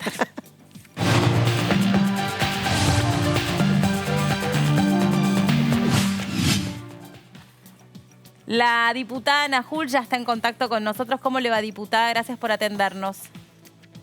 Hola, ¿qué tal? Buenas tardes. No sé si me escuchan. Impecable. Muy bien. Está detenida, ¿no? Ahí un costadito, ¿no? Me imagino. Está detenida. Sí, totalmente. No está. Y encerrada, sola, porque estoy hablando con usted y por lo tanto sin barbijo. Estoy al lado de una plaza hermosa, pero no puedo salir porque tengo que ponerme el barbijo. Mendoza capital. Sí, en Mendoza capital. ¿Cuál es la situación? ¿En qué fase están? ¿Cómo está pegando la pandemia en la provincia de ustedes? Bueno, ustedes saben que Mendoza no escapa a las otras grandes capitales del interior de la provincia, donde se han visto incrementado el número de casos en la mayoría de ellas, ¿no? Nosotros estamos con más casos, seguimos igual en la etapa de distanciamiento. Lo que sí el gobernador ha decretado como un aislamiento voluntario, ha pedido y ha recurrido a la responsabilidad individual de nosotros, porque ya llevamos más de 4 meses diciendo lo que es, cómo se contagia. Claro. Y entonces ya es momento también de que cada uno asuma su responsabilidad, se cuide, y en ese sentido cuidémonos entre todos y cuidamos a los demás. Y por eso, el gobernador en este aislamiento voluntario está pidiendo que solo salga la gente que lo necesita, ¿no? Diputada, perdóneme. También nos mantenemos con salidas por número de documentos, discúlpenme, no sé si hay medidas, algunas restricciones. Por ejemplo, no se puede ir a bares, que estaban habilitados los bares, sí a restaurantes, pero no a bares. Y esto tiene que ver con lo que ustedes estaban mostrando recién, que si bien la mortalidad se da el mayor porcentaje en mayores de 60, el contagio es en los más jóvenes. Y donde más se contagian han sido en los bares. Entonces, por eso, por 15 días, se ha restringido el tema de los bares acá en la provincia. Diputada, perdóneme una consulta. Usted es farmacéutica, así que tiene como formación académica. ¿Por qué cree que pasó esto? Yo creo que pasa, entre otras cosas, porque la verdad que acá hay mucha innovación y poca experiencia en virus como el coronavirus o el COVID-19. Pero ¿por qué cree que todos, desde el Ministerio de Salud de la Nación a los asesores, desde marzo que están diciendo, bueno, en abril va a llegar el pico, en mayo llega el pico, en julio, estamos en agosto y los casos siguen subiendo? ¿Qué cree que pasó ahí? Bueno, pasó primero que teníamos un gran desconocimiento, todavía tenemos todavía muchas cosas que no conocemos del virus, si bien hemos ido aprendiendo en todos estos meses, y sobre todo la experiencia de lo que pasó en Europa, en España, en Italia, que son países tan cercanos y que nosotros tenemos tanta relación, y a partir de eso, fue muy bueno, las medidas que se tomaron en la Argentina apenas aparecieron los casos del aislamiento, del cierre, pero me parece que faltó que fueran acompañadas de otras medidas como era empezar rápidamente con los testeos para también saber dónde estaba el virus e ir cercándolo, ¿no? Nosotros en la provincia estamos, digamos, con casi todas las actividades funcionando, pero bajo estrictos protocolos, ya sea de limpieza, como de la mitad de la gente, de distanciamiento, porque hay que ir buscando ese equilibrio entre salud y economía, no es una cosa contra la otra, van las dos juntas. Y bueno, y en ese sentido, en la medida que, por supuesto, el sistema de salud resista la atención, sobre todo en las camas de terapia intensiva, que los porcentajes de ocupación no sean elevados, porque ahí sí habría que tomar más medidas de restricción.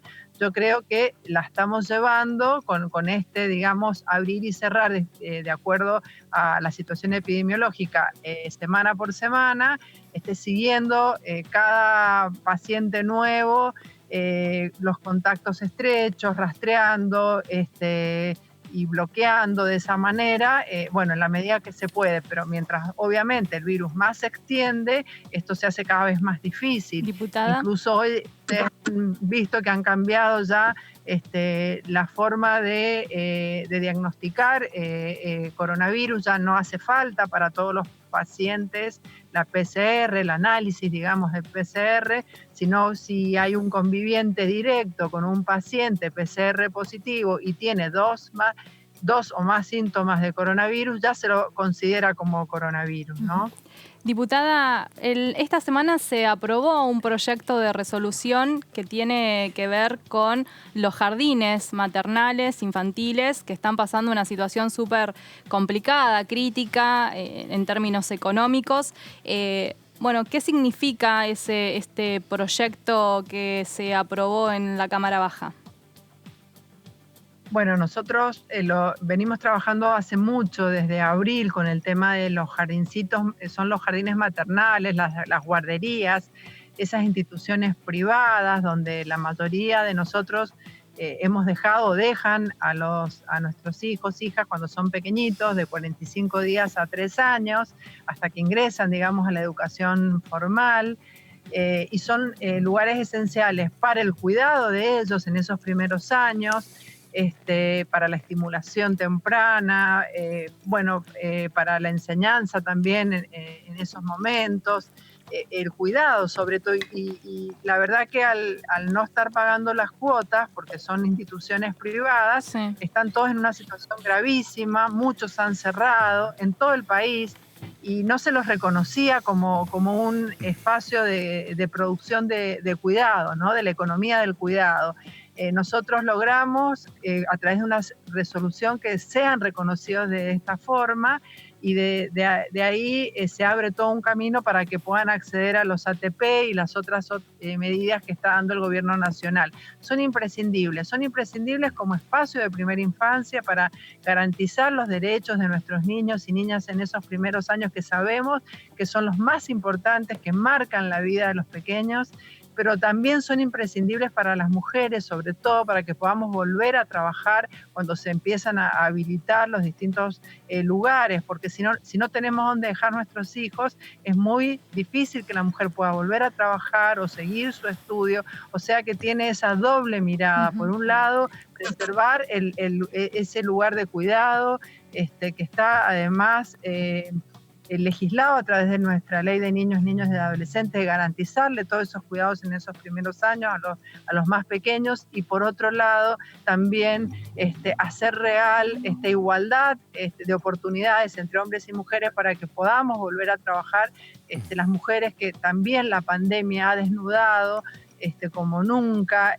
la carga y la sobrecarga de tarea doméstica que recae más del 70% en las mujeres, ¿no? Sí, lo que hablábamos hace un ratito nada más, justamente estábamos mencionando eso. Todavía se intensifica con la pandemia esta brecha de género. Claro, muchísimo más.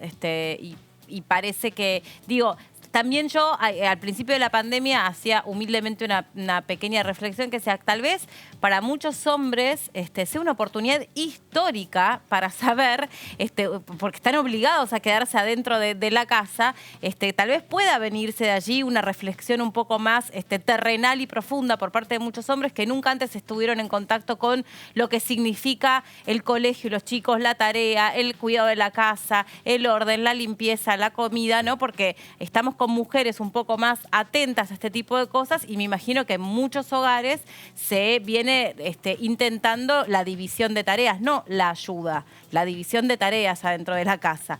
Pero bueno, me parece que tal vez esta pandemia incluso pueda servir de oportunidad para dar un giro en este sentido. Debería ser así y nosotros también debemos desde las políticas públicas, desde toda la legislación, tener esa mirada. La salida de la pandemia tiene que tener una perspectiva de género para terminar con estas asimetrías realmente. Hay encuestas que demuestran que la mayoría de las mujeres se encuentran realmente agotadas y es porque además de las tareas de siempre que hemos tenido en el hogar, se han sumado, como decías, las tareas de los chicos, de ayudarlos en las tareas de la escuela, no están yendo a la escuela, entonces que jueguen, que hagan la tarea, todo eso sí, recae además, la mayoría de las mujeres. Y los hombres, sí, si bien están ayudando, muchos varones, lo que más ayuda son las tareas domésticas de afuera, digamos, ir a comprar, claro, sacar algún turno, sí, pero todo además, lo que es del hogar, la limpieza, la cocina, si hubiera... desde que te levantás hasta que te acostás, la tarea doméstica es eso que hace que puedas vivir durante todo el día, desde tu desayuno hasta la cena. Alguien lo tiene que hacer, ¿no? Sí, y bueno. No, incluso, diputada, una pequeña reflexión sobre esto que está diciendo. Incluso, más allá de una supuesta muy buena voluntad por parte del compañero con el que uno viva, después está la figura del jefe.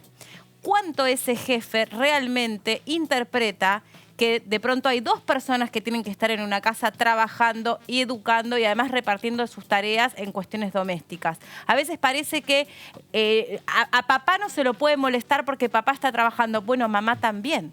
Pero los jefes muchas veces no comprenden esas situaciones. Y cuando uno entra en la cosa cotidiana, bueno, mi trabajo vale lo mismo que el tuyo, pedile a tu jefe tolerancia. Esta vez tómate vos el día, así yo puedo ir a trabajar y vos te quedas cuidando a los chicos y yo voy a trabajar. Sobre todo ni le digo si son dos los esenciales.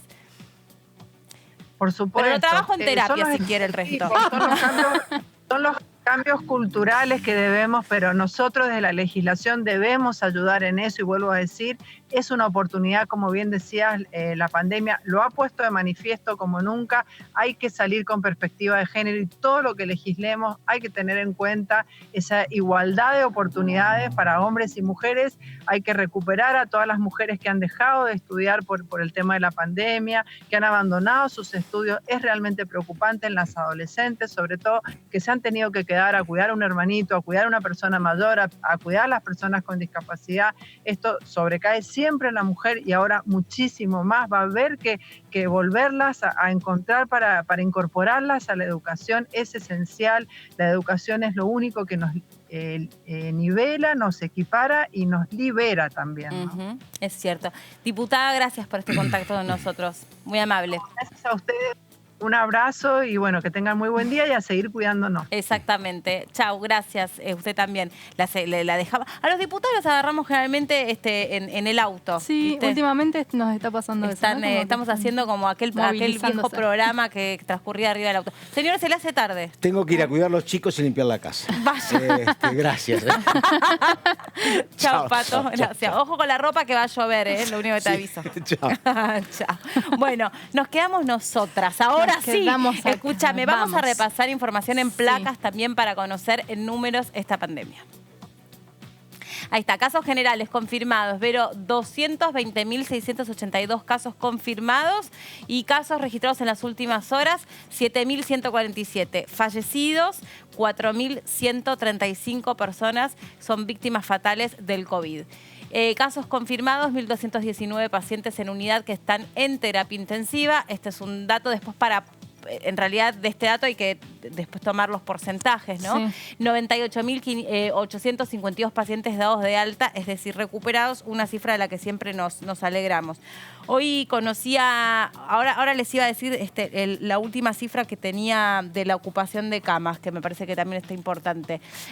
Ciudades con transmisión comunitaria: Ciudad de Buenos Aires, área metropolitana de la provincia de Buenos Aires, Chaco, Río Negro, Neuquén y Mendoza.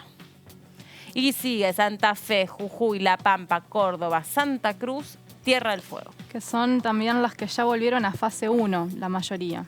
Tuvieron que volver a fase 1 y bueno, como lo venimos diciendo, esto viene complicando también el ánimo de la sociedad en este sentido de volver para atrás y no continuar reactivando la normalidad, ¿no? Es que no es muy tenemos complejo, ya. es como que eso es lo que venimos conversando siempre. Cuando vos tenés un virus a donde no le puedes sacar una foto inmediata de cómo se comportó según los números de ayer, tenés que sacar un cuadro un poco más integral de números.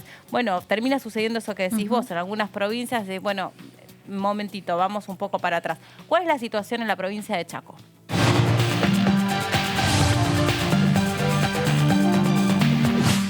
Nos lo cuenta nuestro diputado corresponsal del día de hoy en la provincia, Aldo Leiva. ¿Cómo le va, diputado? Buenas tardes, ¿cómo les va? ¿Cómo están ustedes? Un gusto poder comunicarnos. Muy bien, lo mismo digo. ¿Cuál es la situación allí en la provincia? Bueno, en principio es bueno contextualizar. El Chaco ha sido una de las provincias que ha tenido los primeros casos, ha sido una de las provincias que ha tomado las primeras medidas. No obstante ello, también ha sido una de las provincias que primero tuvo circulación viral a nivel país.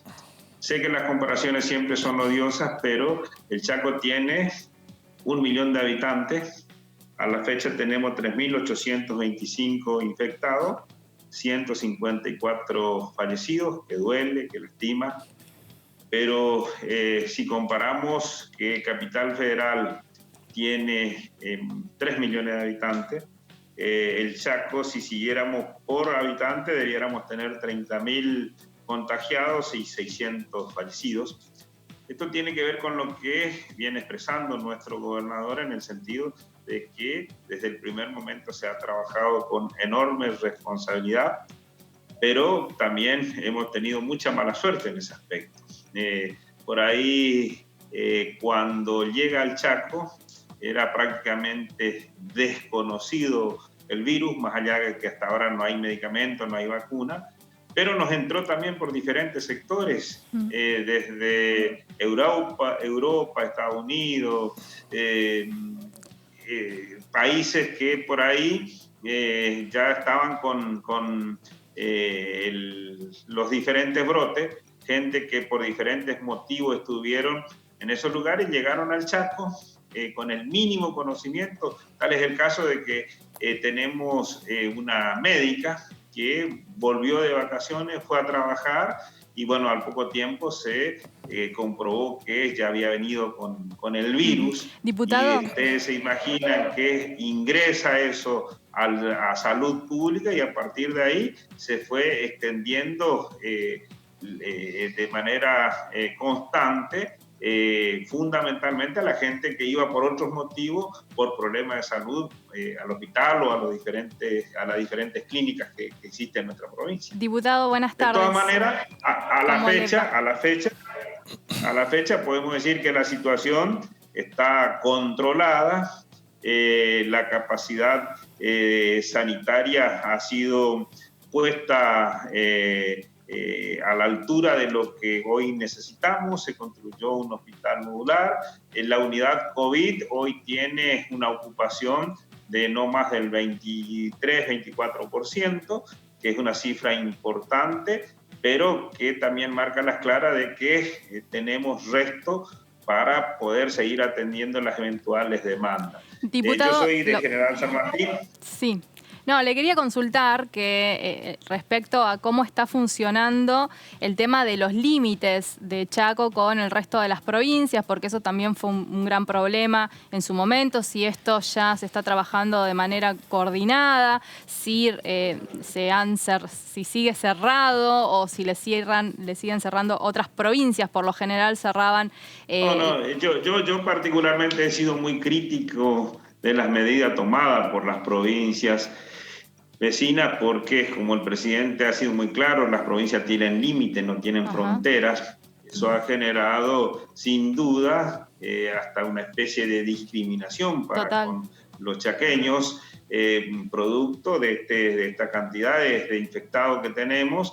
Entonces, por ahí trasladarnos a Corrientes o a Formosa es toda una odisea, incluso del lado formoseño, y más allá de que formo parte del mismo espacio político del gobernador, también he sido crítico. Ha habido una gran cantidad de personas durante prácticamente un mes a la vera de la ruta que no se le permitía directamente ingresar a la provincia y eran ciudadanos de esa provincia. El Chaco en ese sentido ha sido muy solidario, ha generado las condiciones de repatriación de miles de chaqueños que por diferentes motivos laborales, de vacaciones o de estudios, estaban en diferentes partes del país o países limítrofes, y el gobernador dispuso que esa gente pudiese volver a la provincia. Lógicamente eso generó mucha discusión, pero también hay que ponerse en la situación del otro, de la familia que está pendiente de su hijo, de su esposo o de alguien que tenga relación, y que por el solo hecho de que pensar de que pueda estar infectado, no dejarme ingresar, a mí particularmente me parece que no es la actitud correcta. La actitud correcta que tiene que tomar un gobierno es la de generar las condiciones necesarias para garantizar que todo el mundo pueda tener acceso a la atención de la salud, que es lo que ha tenido el Chaco hasta este momento, más allá de las críticas que hemos tenido, más allá de las operaciones mediáticas de todo tipo que ha habido. En verdad yo considero y estoy convencido que el gobierno de la provincia del Chaco ha estado a la altura de las circunstancias, con un apoyo permanente por parte del presidente de la Nación, de su equipo de ministros, que en más de una oportunidad estuvieron acá en la provincia, con equipo de especialistas, y bueno, y eso ha hecho que hoy tengamos en los últimos días un promedio de unos 50 contagiados diarios.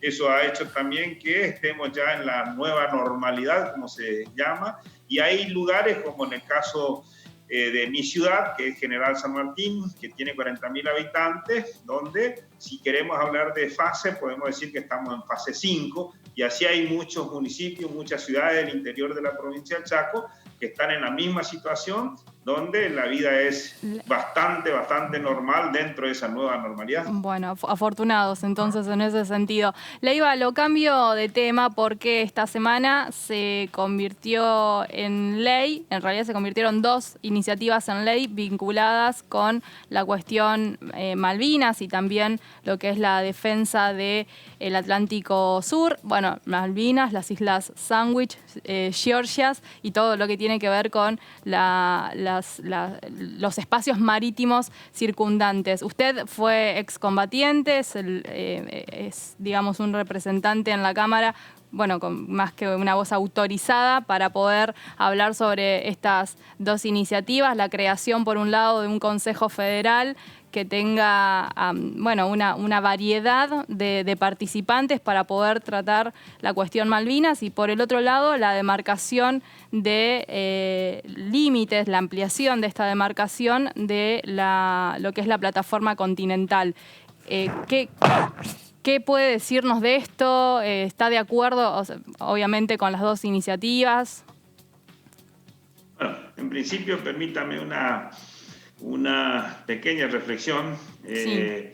Yo soy excombatiente de Malvinas, soy el primer soldado en llegar al Congreso de la Nación. Hubo otros diputados que cuando fueron a Malvinas eran oficiales, suboficiales, pero como soldado yo participé con el Regimiento 4 de Montecaseros, Corrientes. Soy clase 63, que era una de las clases que teníamos poca representación porque estaba la clase 62, nosotros éramos los que nos habíamos incorporado los primeros meses del año 1982. Digo esto porque a veces es importante también conocer de dónde venimos y saber que para quienes estuvimos en el campo de batalla, para quienes luchamos por la causa Malvina, que hemos sido llevados porque la ley así establecía, pero también, yo debo ser honesto, creo que la enorme mayoría estábamos convencidos de que había que ir en defensa de nuestra patria. Después, las consecuencias políticas, las decisiones que tomaron quienes estaban en ese momento al frente del Estado Nacional, ya la historia y la justicia lo juzgó. Nosotros éramos simples soldados, yo tenía 19 años, como una gran cantidad de soldados. Si la mayoría éramos entre 19, 21, 22, 23 años los que estábamos en el campo de batalla. Sí. Siempre digo exactamente lo mismo. Los que deciden la guerra, los vendedores de armas, los que determinan los conflictos en los países, ellos no combaten, no mandan a sus hijos a la guerra y después, en definitiva, son los que opinan, son los que como decía, deciden, pero en verdad los que van al campo de batalla siempre son los soldados rasos, siempre son aquellos que venimos fundamentalmente de las provincias del interior. Esto ha sido una constante en la historia de nuestra... Por eso nos parecía muy importante tener su opinión, su reflexión acerca de estas dos leyes que, bueno, próximamente se promulgarán. Ahí voy con la reflexión y disculpa por haber extendido un poco, pero quería contextualizar un poco. Totalmente, está muy bien. Respecto a la cuestión de la extensión de la plataforma marítima, me parece que el trabajo realizado por los expertos, convalidado por los organismos internacionales en lo que al mar se refiere, me parece que ha sido una medida excelente y a los hechos me remito. Ha sido aprobado unánimemente por ambas cámaras porque indudablemente representa lo que el país ha venido demandando y lo que nos corresponde. Eso es indudable. Por eso celebro que la votación haya sido unánime. Respecto a la creación del Consejo enviado por el presidente de la Nación, es un compromiso que él ha hecho, pero el presidente no solamente se ha preocupado por la cuestión de este Consejo, ha creado nuevamente la Secretaría Malvina, ha recuperado el Museo Malvinas y ha instalado en el Congreso de la Nación y se va instalando en toda la nación argentina nuevamente esa posición nuestra que tiene que ver con los reclamos legítimos. Entendemos que esta lucha hay que seguir dándola, esa lucha que en los últimos 4 años estuvo muy ausente, pero en lo particular no tenía ninguna duda que si Alberto Fernández era presidente de la Nación, iba a tener en la agenda internacional de nuestro país, sin duda, el tema Malvinas como uno de los ejes centrales de la política internacional. Así que celebro la sanción de estas dos leyes y bueno, la vida ha querido que este humilde soldado, hijo de pequeños productores, haya tenido la oportunidad histórica de estar participando en la sanción de estas dos leyes, que implica soberanía, que implica que este homenaje que debemos brindar a nuestros muertos en combate y que esa sangre no haya sido en vano. Y me parece que este es un mensaje claro para la generación Malvina, para las generaciones venideras y un mensaje sin duda para la juventud argentina. Diputado Aldo Leiva, gracias por este contacto con nosotros. Que tenga buenas tardes. Gracias a ustedes. Chao, hasta luego. Ahí está Joaquín Ramos con nosotras. ¿Cómo andas, Joaquín? ¿Cómo andan, chicas? ¿Cómo andan, Melina? Bien, todo bien, por suerte. Y en realidad arrancando la segunda etapa del ciclo escolar. Y la idea de esta columna era contar cómo está funcionando la educación virtual en las villas, barrios vulnerables o barrios populares en tiempos de pandemia. trajimos un informe donde Dalma Villalba, que es periodista de Mundo Villa y estudia en la UBA Comunicación Social, nos cuenta uno de sus días y con las complejidades y complicaciones que tienen muchas de las villas en conectividad. Si querés vemos el informe Dale. y charlamos del ¿Cómo tema. no?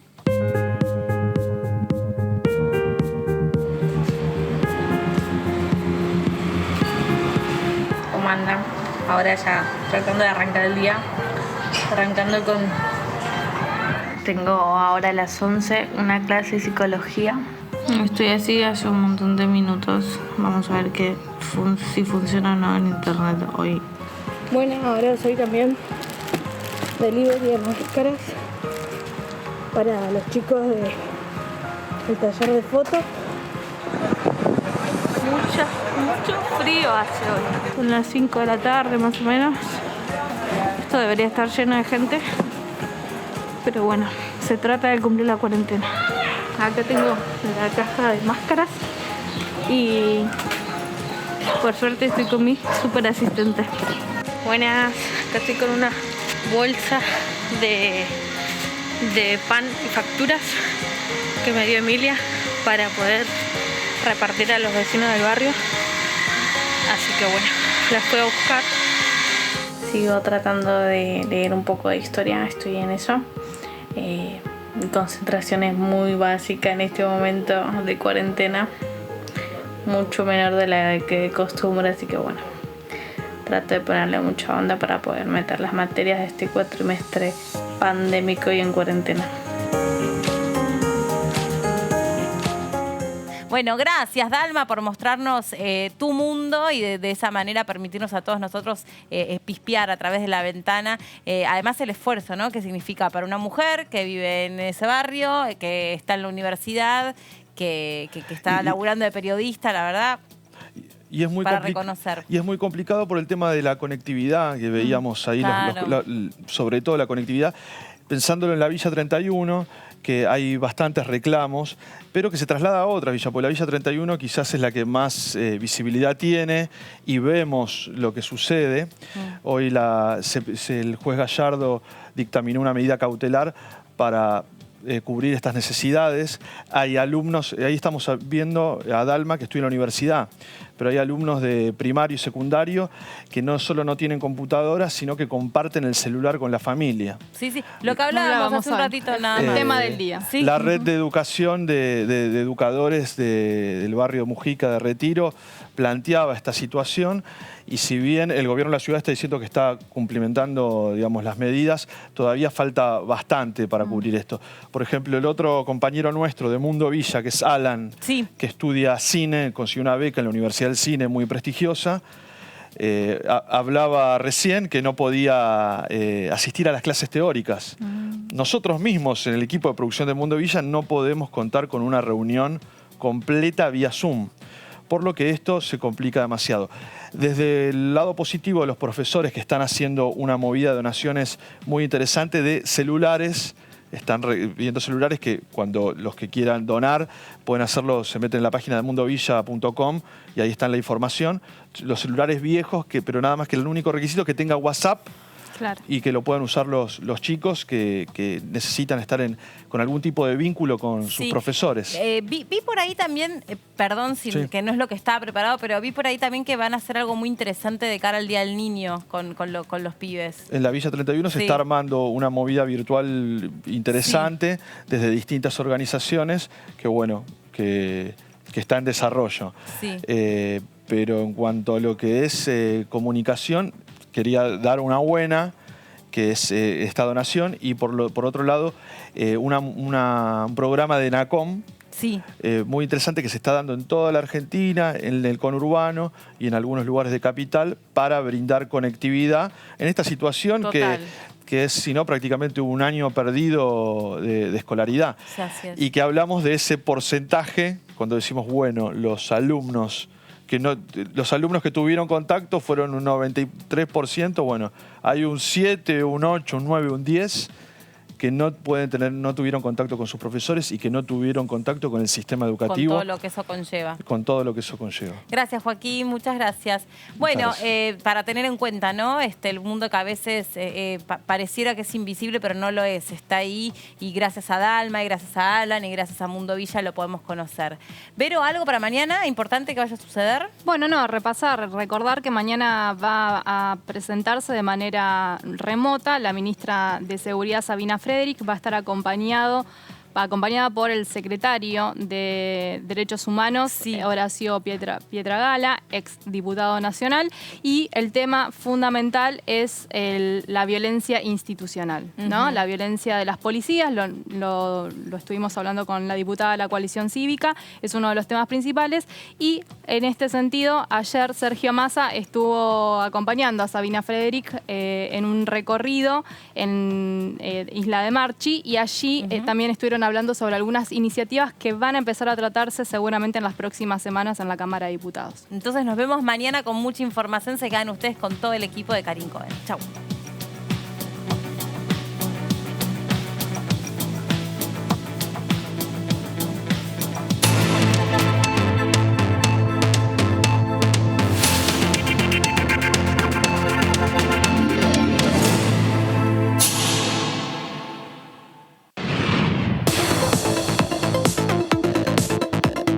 La voz de los diputados. La voz de las diputadas.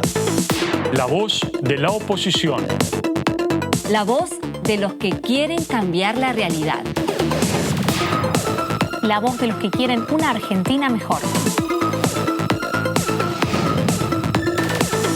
Tu voz en el Congreso. DTV, el periodismo en el Congreso, de lunes a viernes. Este sos vos. Hoy decidiste no quedarte en casa y pusiste en riesgo de contagio a 3 personas más. Ahora Juli, Fabi y Rubén tampoco se quedan en casa y pueden llegar a contagiar a 3 personas más cada uno. Esa es la forma en la que crece la famosa curva de la que todos hablamos. Quedándote en tu casa, evitas contagiar a muchas de estas personas y la curva baja. Así nos permitís preparar el sistema sanitario para atender a los contagiados y contagiadas. Quédate en tu casa. Argentina Unida. Argentina Presidencia. Toda la actividad parlamentaria de la Cámara de Diputados. En la Cámara de Diputados de la Nación. La información es mucha. La cobertura del tratamiento político de leyes. En el recinto. En pasos perdidos. La opinión de los protagonistas. En comisiones.